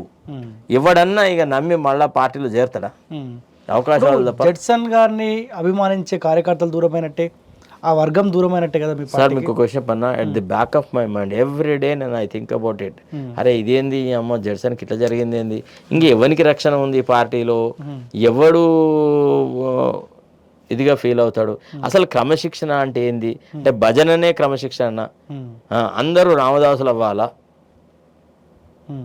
రోజు గుణగానం చేయాలా? ఇదేంది? ఈ క్రమశిక్షణకి ఈ విపరీతమైన ఇంటర్ప్రిటేషన్ ఏంది అని నేను బాధపడుతున్నా నిజానికి. ఐ టెల్ యూ ఆనెస్ట్లీ, అంచనా నెక్స్ట్ మీరే ఉండొచ్చు టార్గెట్లో అని నేను అనుకుంటున్నాను. ఒకసారి నా ఎంటికతో సమానం sir, to be frank with you. నేను ఏ పదవులు ఆశించేసేసి ఏదో ఊహించుకొని ఈ పార్టీలో చేరలేదు. నేను ఒక ఐడియాలజికల్ బేస్తో చేరిన. రెండోది, నాకు పార్టీ సభ్యత్వం ఉన్నా లేకున్నా my commitment, my approach to life and my sincerity towards Sonia Gandhi's family, అంటే late Rajiv Gandhi's family, it will remain intact. I care 2 hoots for anything. I'm just a member. What is that I'm going to lose? నాకు ఏదైనా అడిగినానా? ఎవరికన్నా ఒక representation అధ్యయించి అని నేను ఏదో అడగలే కదా. నా జోలికి ఎందుకు వస్తారు? నేను అంత పెద్ద నాయకుడిని కాదు. పార్టీలో ఉండి పార్టీని విమర్శించిన వాళ్ళు మీరే ఉన్నారు ఇప్పుడు ఉన్న పరిస్థితులలో. ఇది విమర్శ అంటే నేనేం చేయలేను. ఇప్పుడు జడ్సన్ అట్లా కదండి, జడ్సన్ అన్న చేసిన తప్పేముంది సార్ అట్లా అంటే? ఒక విషయం సార్, పార్టీ అనేది ఒక బాడీ అనుకుందాం. నేను ఎట్లా ఉన్నాను అని చూడడానికి అది ఒక అద్దాన్ని చూసుకుంటుందా? ఒక అద్దం ఉండాలా వద్దా? నేను ఎట్లున్నాను అని నన్ను నేను చూసుకోవడానికి నాకు ఒక అద్దం అవసరమా? మేము ఆ అద్దం లాంటి పాత్ర వహిస్తున్నాం అంతే, విమర్శించడం లేదు. This is what is happening అంటున్నాం. ఆ విమర్శనే మీ పార్టీకి ఇబ్బంది కావడం వల్ల ఐ కేర్ 2 hoots అండి. గంత సంకుచిత స్వభావంతో ఆలోచించే వాళ్ళ నేతృత్వంలో పార్టీ ఉండి, if the party is run by such narrow minded fellows, there is no great glory in being associated with them. See, the privilege of being member of a political party is that you should be part and parcel of it. You should become one of the important persons, and you should implement the party ideology. You should try to attract many more people into the fold of the party. అట్లా కావాలి కానీ ఏదో ఇక నువ్వు ఏది మాట్లాడినా నీ మీద క్రమశిక్షణ, నీ ఆ బోర్డు క్రమశిక్షణ. ఐ కేర్ 2 hoots అని. మా కాన్సెప్ట్ ఆఫ్ క్రమశిక్షణ అనేది వేరు. సరే నేను పట్టించుకోను అసలు. నాకు తెలిసి వాళ్ళు నన్ను పట్టించుకుంటారని నేను అనుకోను. నన్ను ఏదో సస్పెండ్ చేస్తే అది మీరు ఈ సోషల్ మీడియాలో చెప్తుందే కానీ అసలు నేననేవాడిని ఒక కాంగ్రెస్ కార్యకర్తను అనే విషయం కూడా మా పెద్దలకు తెలుసో తెలియదు. నాకు పెద్దగా మీకు మీరు ఎందుకు తక్కువ ఊహించుకుంటున్నారు? తక్కువ ఊహించుడు కాదండి. ఇప్పుడు ఎట్లుంటుంది అంటే, బలవంతుడ నాకేమని పలువురితో నిగ్రహించి పలుకేవాళ్ళు అక్కడ ఉన్నారు. నేను బలంగా ఉన్నాను, నాకు అధికారం ఉంది, నేనే సర్వాంతర్యామిని, నా వల్లనే గోవులు మరల్చబడుతున్నాయి అనేటువంటి భావనలు ఉన్న వ్యక్తికి ఇతరులు ఏం తెలుస్తారు?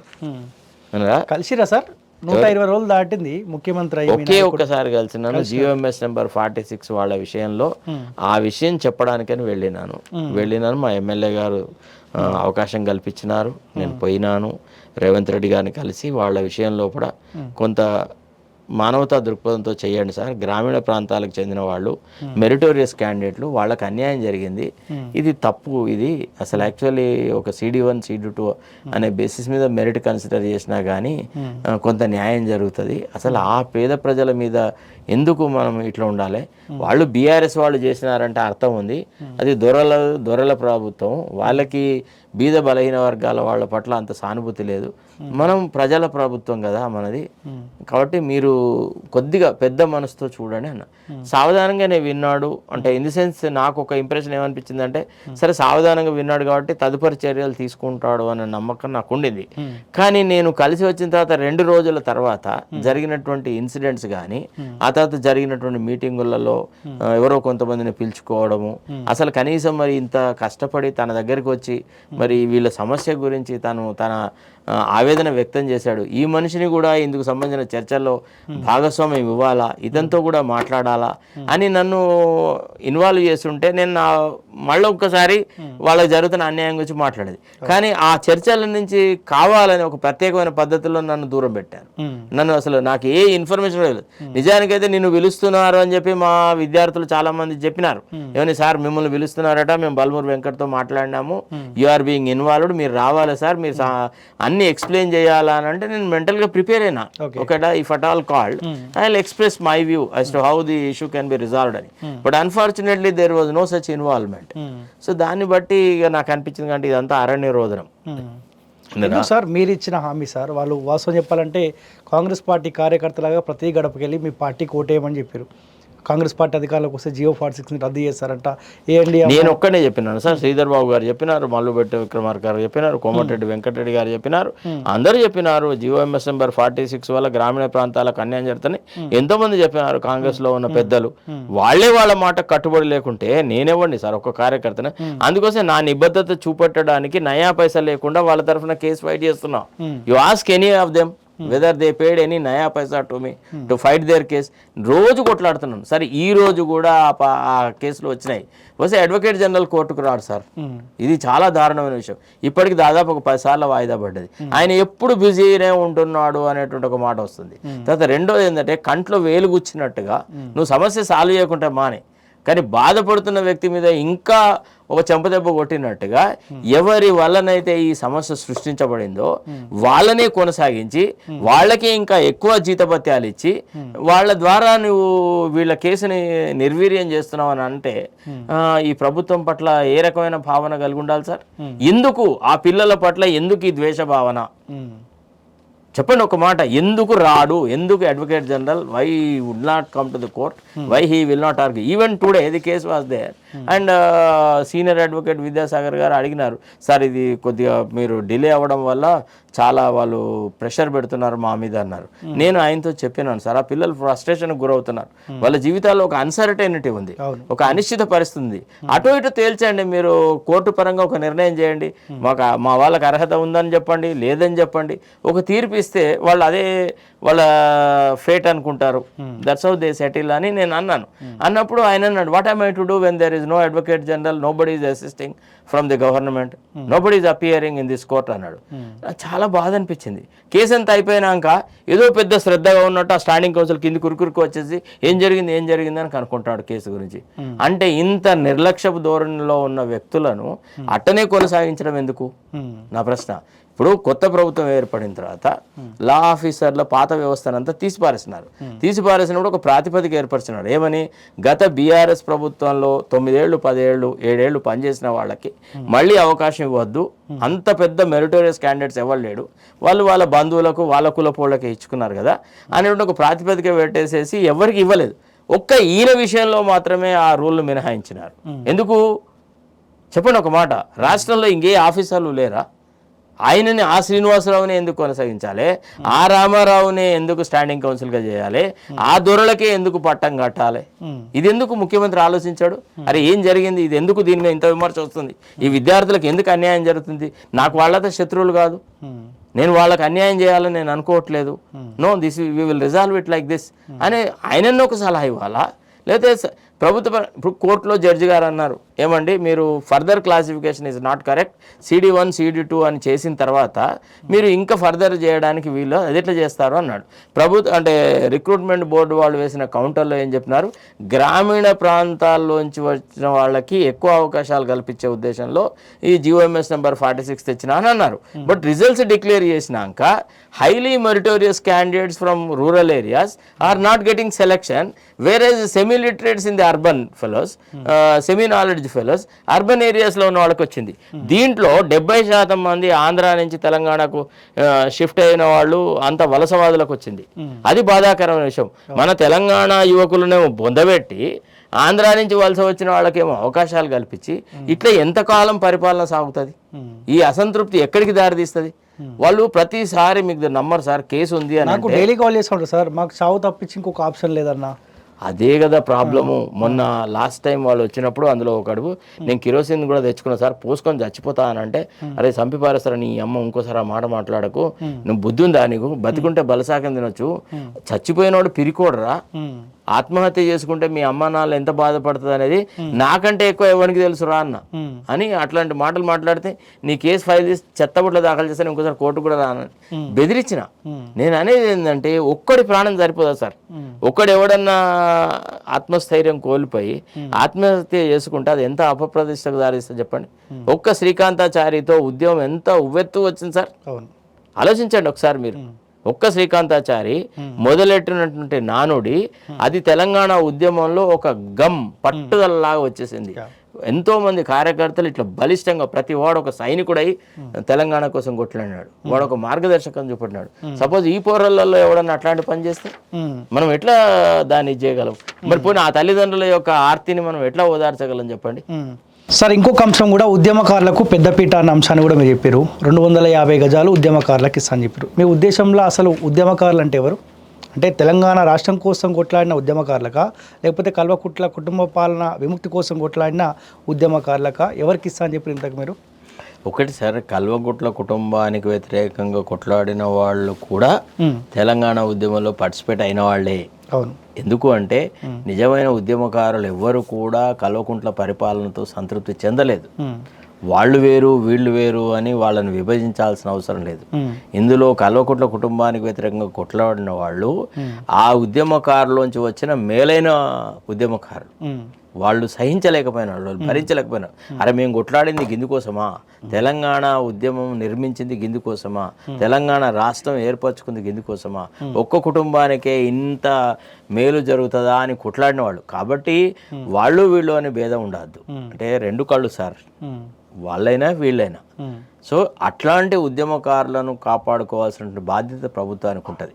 వాళ్ళకి ఏదైతే ఎష్యూరెన్స్ ఇచ్చారో, అంటే 250 గజాలు ఇస్తాము, మీరు ఏమన్నారు, ఎఫ్ఐఆర్ కాపీ ఉన్న వాళ్ళకి 250 గజాలు ఇస్తామని చెప్పారు. ఎప్పుడు గెలిచిన తర్వాత? సార్ మీకు క్వశ్చన్ చెప్పిన, ఈ FIR copy is a lopsided concept అండి. నేను మీకు చెప్తాను, దాదాపుగా ఎన్నోసార్లు మేము అరెస్ట్ కావడం జరిగింది, ఎన్నోసార్లు ఉద్యమాల్లో మేము పోవడం జరిగింది.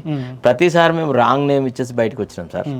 ఎందుకు అంటే తర్వాత దశల లోపల మాకు కొన్ని గవర్నమెంట్ పొజిషన్స్ రావాలని, ఇంకేదైనా రావాలని, ఈ ఎఫ్ఐఆర్ బికమ్స్ ఏ హ్యాండిక్యాప్ అని. We always gave a wrong name, we always gave a wrong thing. తర్వాత చాలా సార్లు అసలు టైంకు అరెస్ట్ నుంచి తప్పించుకొని పోయేవారు. వాస్తవాలు మాట్లాడుకుంటే నిజమైన ఉద్యమకారుడు పైన ఎవరిపైన కూడా ఈ ఎఫ్ఐఆర్ కేసులు నమోదు కాలేదు sir.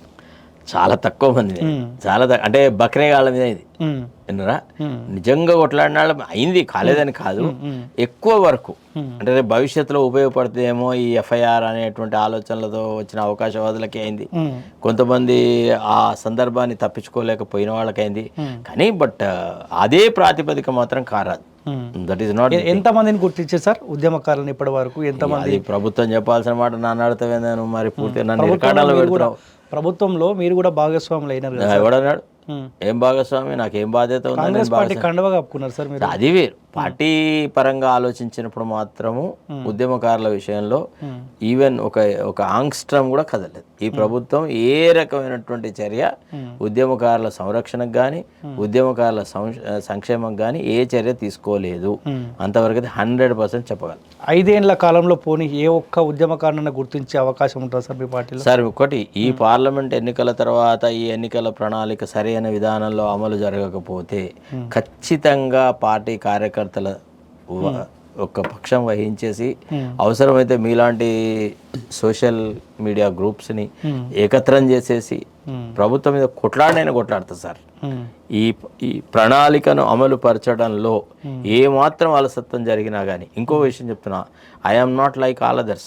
I worked in Delhi, I know several people, I got very wide contacts, I can interact with our higher leaders also, I can speak all the language, I can speak English, Hindi, Urdu, Telugu, అన్ని భాషలు అనర్గళంగా మాట్లాడతాను. నేను పోయి అక్కడే కూర్చుంటా sir ఢిల్లీలో. కానీ పార్టీ నుంచి బయటకైతే రారు. ఎందుకోసం పార్టీ పరంగా జరుగుతున్నటువంటి అవకతవకలను తప్పకుండా హైకమాండ్ దృష్టికి తీసుకెళ్తాం. You mean to say that will keep quiet? No, sorry, I'm not like that. Will fight it out. పార్టీలోంచి బయటికి నెట్టినా కానీ పార్టీ నాయకులతోని, హయ్యర్ లీడర్స్తోని కాంటాక్ట్స్ ఏర్పరచుకొని చేస్తాం sir. I got basis in very many places. నేను ఇప్పుడు ఎందుకు అంటే ఇప్పుడిప్పుడే ఏర్పడిన ప్రభుత్వము, ఇప్పుడిప్పుడే కొన్ని పనులు జరుగుతున్నాయి, పార్టీ కొంత అభివృద్ధిలోకి వస్తుంది, పార్టీ ప్రభుత్వం ఏర్పడింది, తొందరపాటుతో బాగుండదు అని చెప్పేసి ఊరుకున్నాం తప్ప, లేకపోతే ప్రతి అవకతవకలను చక్కగా రాసి నివేదికలు ఇచ్చి నాయకులతో చర్చించి మాట్లాడదాం sir. In my early days itself I was a rebellion. I use to tell the people no this is wrong. నేను ఎప్పుడు ఈ చెంచాగిరి చెయ్య వినవా. మాకు మొదటే మా సార్ చెప్పినాడు, అడిగిన జీతం బియ్యని మిడిమేలపు దొరను కొలిచి మిడుకల కంటే వడిగల 2 ఎట్లు గట్టుకు మడి దునుకు బతుకొచ్చినాయి. Rebellion is there in my blood. I will definitely challenge the authority, whoever it is. If they make it, they whittle down the spirit of election manifesto, we are not going to keep quiet. We will certainly inform the party high command. We will expose all these failures and we will get proper action. Accountability ఉంటుంది. మీ party already decide అయింది అనుకుంటాం ఈ విషయంలో. ఏమని? So Sarath Kumar sir ఎట్టి పరిస్థితుల్లో రాజీనామా చేసే అవకాశం ఉండదు, పార్టీకి సస్పెండ్ చేసేస్తే అయిపోతుంది పార్టీకి. అంటే సస్పెండ్ చేసేది ఏమైతే sir, suspension is not removal sir. I'm very sorry, you have not understood. ఇప్పుడు పార్టీ కార్యకర్తగా మాట్లాడే అవకాశం ఉండదు కదా సస్పెండ్ చేస్తే, పార్టీ వ్యక్తిగా మాట్లాడే అవకాశం ఉండదు కదా. పార్టీ మీ అన్న ఇప్పుడు అందరు భజన చేసే వాళ్ళే భక్తులా సార్? నీవు మరి ఏదేం మాట్లాడుతున్నావు తండ్రి? అంటే దూరంగా ఉండి దేవుణ్ణి ప్రార్థించే వాళ్ళు భక్తులు కదా? ఆ మనసులో గౌరవ భావం కలిగిన వాళ్ళు భక్తులు కదా? వాళ్ళకి చెప్పారా? ఎంతమంది పార్టీలోంచి బయటకు పోలేదు, ఎంతమంది వచ్చి మళ్ళా పార్టీలో చేరలేదు. నాకంటే వీర విధేయులు బయటికి వెళ్ళిపోయినారు, నాకంటే వీర విధేయులు మళ్ళా వచ్చి పార్టీలో చేరినారు. డాక్టర్ చెన్నారెడ్డి ఏంది, కాసు బ్రహ్మానంద రెడ్డి ఏంది, ఎంతమంది అండి, వెంగళరావు ఏంది, వీళ్ళందరూ పార్టీలోంచి బయటకు పోయి మళ్ళా వచ్చి పార్టీలో చేరిన వాళ్ళు కదా. ఇట్లా చాలా మంది ఉన్నారు. మీరు గట్ల ఎందుకు అనుకుంటారు? అవసరం అనుకున్నాడు పార్టీతో పోట్లాడమే కాంగ్రెస్ యొక్క నీతి. గొప్ప గొప్ప వాళ్ళు అండి, నేను కాదు, ఈవెన్ ముప్పనార్ లాంటి వాళ్ళు విన్నారా. Chidambaram, he has also left the party, again he has come back. నాకు చెప్పండి సార్, దేశంలో నేషనల్ లెవెల్లో కానీ స్టేట్ లెవెల్లో కానీ అరే వేరే పార్టీలోంచి వచ్చి కండువాలు కప్పుకున్న వాళ్ళకంటే మేము అధ్వానమా? చెప్పండి. మీ నాయకుడు కట్టినే కనిపిస్తారు కదా. అది వేరు కానీ, బట్ నేను it's not my intention to criticise the leader, but I tell you we are far superior to those who migrated from other political parties. Maybe with in the party we have got some dissent, we have got some reservations, we may criticise. ఇప్పటి వరకు ఎంతమంది నిరుద్యోగులను గుర్తించారు sir? ఎంతమందికి 4,000 రూపాయలు వాళ్ళ అకౌంట్లో పడ్డాయి? ఎవరికి లేదు. యూత్లో చాలా కామెడీ తెలుసా సార్, మీ ఉప ముఖ్యమంత్రి బట్టి విక్రమార్క ఒక సందర్భంలో అంటారు, మేమెందుకన్నా 4,000 రూపాయలు నిరుద్యోగ భృతి ఇస్తామని చెప్పినాం. సో కేసీఆర్ నేను విన్నాను శాసనసభలో ఆయన మాట్లాడినప్పుడు. I felt very sad about it. Actually being a deputy chief minister he should not have said so. That means he has not read the manifesto. మన పార్టీ మేనిఫెస్టోని ఆయన క్షుణ్ణంగా చదవలేదేమో అనిపించింది. బట్ ఆయన తర్వాత సర్దిద్దుకున్నట్టుంది కదా. No it is their part of the ఇది అని శ్రీధర్ బాబు కూడా ఏదో సర్ది చేసి చెప్పినాడు. No it is part of our manifesto. ఇప్పుడున్న ఆర్థిక పరిస్థితులలో ఇవ్వడం సాధ్యం కాదు, but very soon we will address the issue అని శ్రీధర్ బాబు గారు చెప్పారు. కానీ కేసీఆర్ కూడా ఇవే మాటలు హామీ ఇచ్చి నేనెందుకన్నా అన్న మాటల వల్లనే పబ్లిక్ దూరం అయ్యారు ఆయనకు. ఒక రకంగా కేసీఆర్ని ఫాలో అవుతున్నట్టు ఏమైనా అనిపిస్తుందా? అట్లా ఉంటుంది. కేసీఆర్ మాకు జమీన్ ఆస్మాన్ ఫరక్ ఉంటుంది కానీ అట్లా ఉండదులేండి. సరే, ఇంకో పేపర్ ఉన్న దగ్గర పేజ్ నెంబర్ 20. సో 21లో 13th number. Okay, so party ఫిరాయింపుల చట్టం కరెక్ట్. ఏకీభవిస్తురా మీ పార్టీ తీసుకుంటున్న ప్రజా నిర్ణయాలు, ఈ హామీలో ఒకటి, పేపర్ ప్రింటింగ్లో ఒకటి? సో ఇలాంటి ఎవిడెన్స్ చూసిన తర్వాత కూడా అటువంటి కార్యక్రమాలు మీ పార్టీ చేస్తూ ఉంటే ఒకటి సార్, ఇప్పుడు మొన్న ఏప్రిల్ 5వ తారీఖు నాడు బాబు జగజీవన్ రామ్ బర్త్డే సందర్భంగా మా నేషనల్ మేనిఫెస్టో ఫర్ ది 24 ఎలక్షన్స్కి విడుదల చేయడం జరిగింది. మా పార్టీ అధ్యక్షుడు మల్లికార్జున ఖర్గే గారు, రాహుల్ గాంధీ గారు, సోనియా గాంధీ గారు వీళ్ళందరి సమక్షంలోనే విడుదలైంది. దాని తర్వాత 6వ తారీఖు నాడు తుక్కుగూడలో కూడా తెలుగులో దీన్ని ట్రాన్స్లేషన్ చేసి దీంట్లో ఉన్న ఎసెన్స్ అంతా ఎక్స్ప్లెయిన్ చేయడం జరిగింది. మీరు అన్నట్టుగా అందులో ఏదైతే 13th పాయింట్ ఉందో అందులో ఏమంటారు అంటే, we will amend the 10th schedule to mean such a way that who ever has got some position on account of the party B-form or party ticket. If he wants to change the party, the moment he changes the party, he will lose that benefit అని అన్నారు. అంటే ఇప్పుడు కాంగ్రెస్లో గెలిచిన వాళ్ళు వేరే పార్టీలకు పోతే కాంగ్రెస్ సభ్యత్వం కోల్పోతారు. వేరే పార్టీలోంచి కాంగ్రెస్లోకి వచ్చేవాళ్ళు వాళ్ళు కనుక చేరితే వాళ్ళకి ఆ పార్టీ నుంచి వచ్చినటువంటి ఆ బెనిఫిట్ పోతుంది. ఇట్లా పోయేటట్టుగా పార్టీ ఫిరాయింపుల చట్టాన్ని మేము సరిదిద్దుతాము, 10th షెడ్యూల్లో అమెండ్మెంట్ తీసుకువస్తాము అనేది నిర్ద్వందంగా towards protection and preservation of constitution అనేటువంటి ఒక చాప్టర్లో చెప్పబడేది. అయితే ఒక పక్క ఢిల్లీలో ఈ ప్రకటన చేసి తుక్కుగూడలో దాన్ని మళ్ళా బలపరిచి ఆ తర్వాత 2 రోజులకి ఆ వెంకట్రావును తెల్ల వెంకట్రావును తీసుకొచ్చి పార్టీలో చేర్చడం అనేది కొద్దిగా ఎబ్బెట్టుగా ఉంది. అంటే ముఖ్యమంత్రి స్థాయి వ్యక్తి ఒక ఆఫ్టర్ ఆల్ ఒక ఎమ్మెల్యే గురించి అని ఆయనని పిలిచి ఆయనకు ఒక పెద్ద కండువా కప్పి ఆయన ఏదో పెద్ద యూనో బాబాసాహెబ్ అంబేద్కర్ అనో లేకపోతే పెద్ద ఏదో ఉద్యమకారుడనో లేదా కాంగ్రెస్ విధానాల మీద ఆయనకి ఏదో పెద్ద ఇష్టం ఉన్నట్టుగా, ఈయన లేకుంటే రేపు ప్రభుత్వం నిలబడదన్నట్టుగా గంత గ్లోరిఫై చేయాల్సిన అవసరం లేదు. Is one of the MLAs, if you wants to join. ఆయన పెద్ద కాంగ్రెస్ ఐడియాలజీని ఇష్టపడి వచ్చినాడా? ఏం లేదు, అంత అవుతుంది. ఇక్కడ పచ్చగా ఉన్నది కాబట్టి ఈ ప్రాంతాల్లో వచ్చి ఇక్కడ మేద్దామని వచ్చిన ఇదే తప్ప ఆయనకి ఏమంత పెద్ద పార్టీ కమిట్మెంట్ ఉంది, ఆయనంతా గ్లోరిఫై చేయాల్సిన అవసరం ఉంది. ఇగో this is diluting the credibility of the institution. ఈనాడు కాంగ్రెస్ పార్టీ పట్ల కొంత ఏవగింపు కలగడానికి కారణము ఈ ఫిరాయింపులే. ఇప్పుడు మేము మోడీని తిడుతున్నామండి ప్రతి క్షణంలో. మోడీ వాళ్ళని చేర్చుకున్నాడు, వీళ్ళని చేర్చుకున్నాడు, ప్రతి పార్టీని చీల్చినాడు, ఈడీలను సిబిలను అని మా పార్టీ వాళ్ళందరినీ సీనియర్లను అందరినీ చేర్చుకొని మళ్ళా వాళ్ళకే అదే పద్ధతిని మేము ఇక్కడ అవలంబిస్తే ఇది కొంత జుగుప్సాకరంగా ఉంటుంది. కానీ ఇవన్నీ పరిస్థితులు చూస్తూ ఉంటే రాబోయే ఎంపీ ఎలక్షన్లో మీ పార్టీకి తెలంగాణ రాష్ట్ర ప్రజలు ఓటేసే అవకాశం ఉంటుంది సార్. సపోజ్ మీ ఇంటర్వ్యూ చూసిన వాళ్ళు ఎవరైనా సరే కాంగ్రెస్ పార్టీకి ఓటేయాలంటే ఇప్పుడు అంటే నా ఇంటర్వ్యూ చూసి ఓటు వేయాలని డిసైడ్ చేసుకుంటారా? అరే కాంగ్రెస్ పార్టీ ఎవరో ఇంత ఓపెన్గా చెప్తా ఉండు, కాంగ్రెస్ పార్టీ ఏమి కూడా అమలు చేయలేకపోతుందని చెప్పి. సార్ మీకు ఒక క్వశ్చన్ చెప్పాను, కాంగ్రెస్ పార్టీలో ఇట్లాంటి వాళ్ళకు కూడా స్థానం ఉంది. ఇట్లాంటి వాళ్ళని కలిగి ఉన్న పార్టీ ఒక డెమోక్రటిక్ పార్టీ, ఒక it believes in some kind of democratic ethos అని ప్రజలు ఇష్టపడతారు. అరే ఇట్లాంటి వాళ్ళు ఉన్నారు, మన రక్షణ కోసం మనకేం నష్టం లేదు, మనం కాంగ్రెస్ ఓటు వేస్తే ఇదంతా భజన సంఘం కాదు బీఆర్ఎస్ లాగా. బీఆర్ఎస్ లో అయితే ఎవడైనా ఇట్లా ప్రశ్నించినాడండి ఆ పార్టీలో ఉండి అక్కడే అనుకుంటారు. శరసార్ లాంటి వాళ్ళు కాంగ్రెస్ పార్టీలో ఉండాలి, ప్రశ్నించాలని అనుకుంటారు. కానీ మీలాంటి వాళ్ళు వాస్తవాలు చెప్తే మీ పార్టీకి ఇబ్బంది అవుతుంది. మా పార్టీ అంటే ఎవరో చెన్ లీడర్సా, ఒక 5-6 గుప్పెడు మంది వాళ్ళే మొత్తమా? వాళ్ళకి ఏమైనా గుత్తాధిపత్యం రాసిచ్చినామా, లేకపోతే పట్టకాయిదాలు రాసిచ్చినామా? ధరణిలో ఎంట్రీ అయిందా వీళ్ళ పేరు? Is the proprietor, is the managing director, is the treasurer అని అవుతుంది. ఆ లీడర్షిప్ ఎంతసేపు ఉంటుంది సార్? ఇట్లా ఉంటుంది పోతుంది ఒక నొరగా అంతే. ప్రస్తుత దశలో కూడా వాళ్ళకి అధికారం ఉన్నప్పుడు కావాలంటే మాలాంటి వాళ్ళని హింసిస్తారేమో, మాలాంటి వాళ్ళకి కొంతమందిని బాధ పెడతారేమో. అది ఎంతకాలం కొనసాగుతుంది సార్? ఎన్నడో ఒక రోజు కాంగ్రెస్ హైకమాండ్ గమనించదా? ఈ ఎన్నికల తర్వాత అయితే డెఫినెట్గా పార్టీలో ఒక అంతర్మదనం జరుగుతుంది. ఈ రకమైనటువంటి లుచ్చా పనులను పార్టీ కార్యకర్తలు ఇష్టపడరు. దీనికి వ్యతిరేకంగా రివోల్ట్ వస్తుంది. ఇది చాలా దుష్పరిణామాలకు దారితీస్తుంది. వినరలేదా?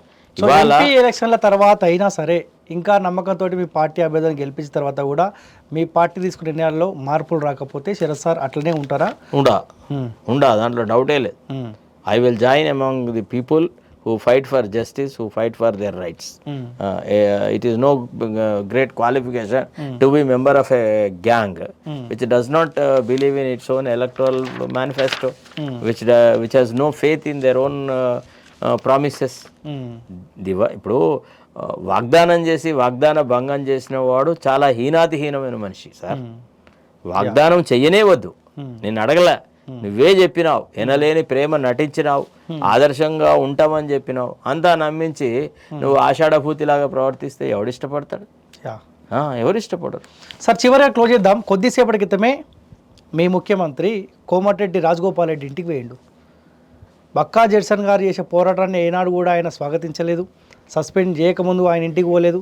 కానీ కోమటిరెడ్డి రాజగోపాల్ రెడ్డి ఇంటికి ఎందుకు పోయిందంటే కోమటిరెడ్డి లక్ష్మికి భువనగిరి ఎంపీ టికెట్ ఇవ్వలేదు, కాస్త వాళ్ళు అలిగినట్టున్నారు. సో పోయి మందలిచ్చే ప్రయత్నం చేద్దామన్న ఆలోచనలో భాగంగా పోయిందంట. ఎట్లా చూస్తూ ఉన్నారు మీరు? అరే అది మరి ముఖ్యమంత్రి ఎందుకు పోయినాడో నాకు దాని గురించిన ఇన్ఫర్మేషనే లేదు.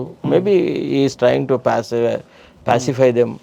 అంటే పార్టీకి ఇప్పుడున్న పరిస్థితులలో కూడా మీరు అడిగిన టికెట్లు ఇవ్వడం సాధ్యం కాలేదు. ఆల్రెడీ కొన్ని కుటుంబాలలో కొంతమంది టికెట్ ఇచ్చిన మీ దగ్గర మీ అన్నదమ్ములు ఇద్దరు, ఒక ఆయన మంత్రి, ఇంకొక ఆయన ఎమ్మెల్యే, ఇంకొకళ్ళకి ఎట్లు ఇచ్చుడు మీరు ఆలోచించండి. ఆల్రెడీ జరుగుతున్న విమర్శలు గమనించండి. మాదిగలను మనం అకామిడేట్ చేయలేకపోయినాం.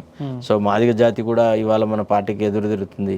మీరు నాన్ కోఆపరేషన్ చేస్తే ఎట్లా, పార్టీ లీడర్షిప్ మీరు సపోర్ట్ చేయాలని అడుగుతుండవచ్చు. అయితే it's a good step at least to assuage somebody sentiment. అంతేనా?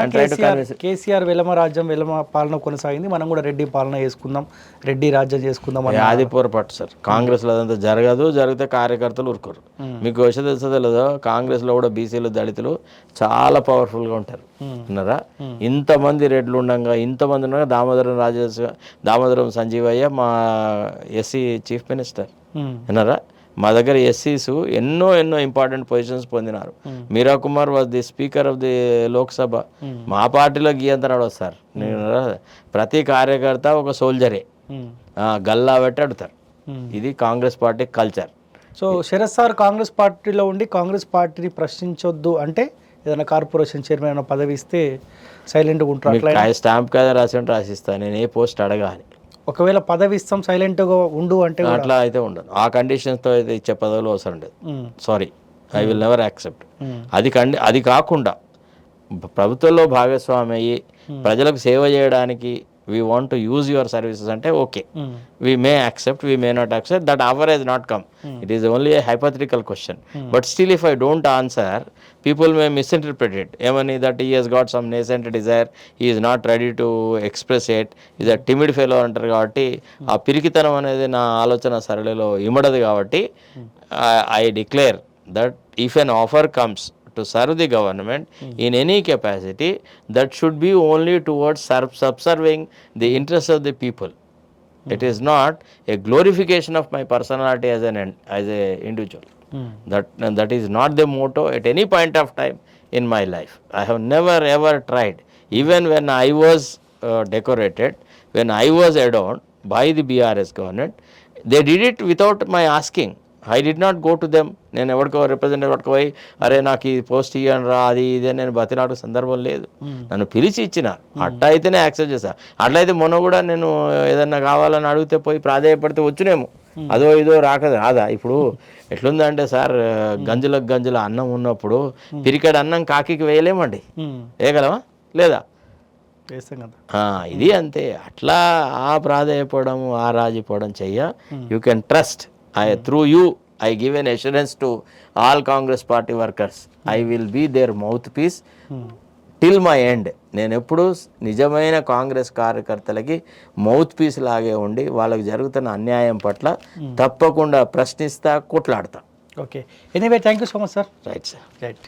సో ప్రజలారా, ఓ కాంగ్రెస్ పార్టీ కార్యకర్త, నిజాయితీ గల కాంగ్రెస్ పార్టీ కార్యకర్త దయచేసి ఆలోచించండి. ఈ 120 రోజుల కాలంలో మీ కాంగ్రెస్ పార్టీ నాయకుడు, మీ రాష్ట్ర ముఖ్యమంత్రి ఇచ్చిన 6 గ్యారెంటీలలో ఏమి అమలవుతా ఉన్నాయి, ఏ కుటుంబాల్లో వెలుగులు వచ్చి దయచేసి ఆలోచించాలని రిక్వెస్ట్ చేస్తూ ఉన్నా.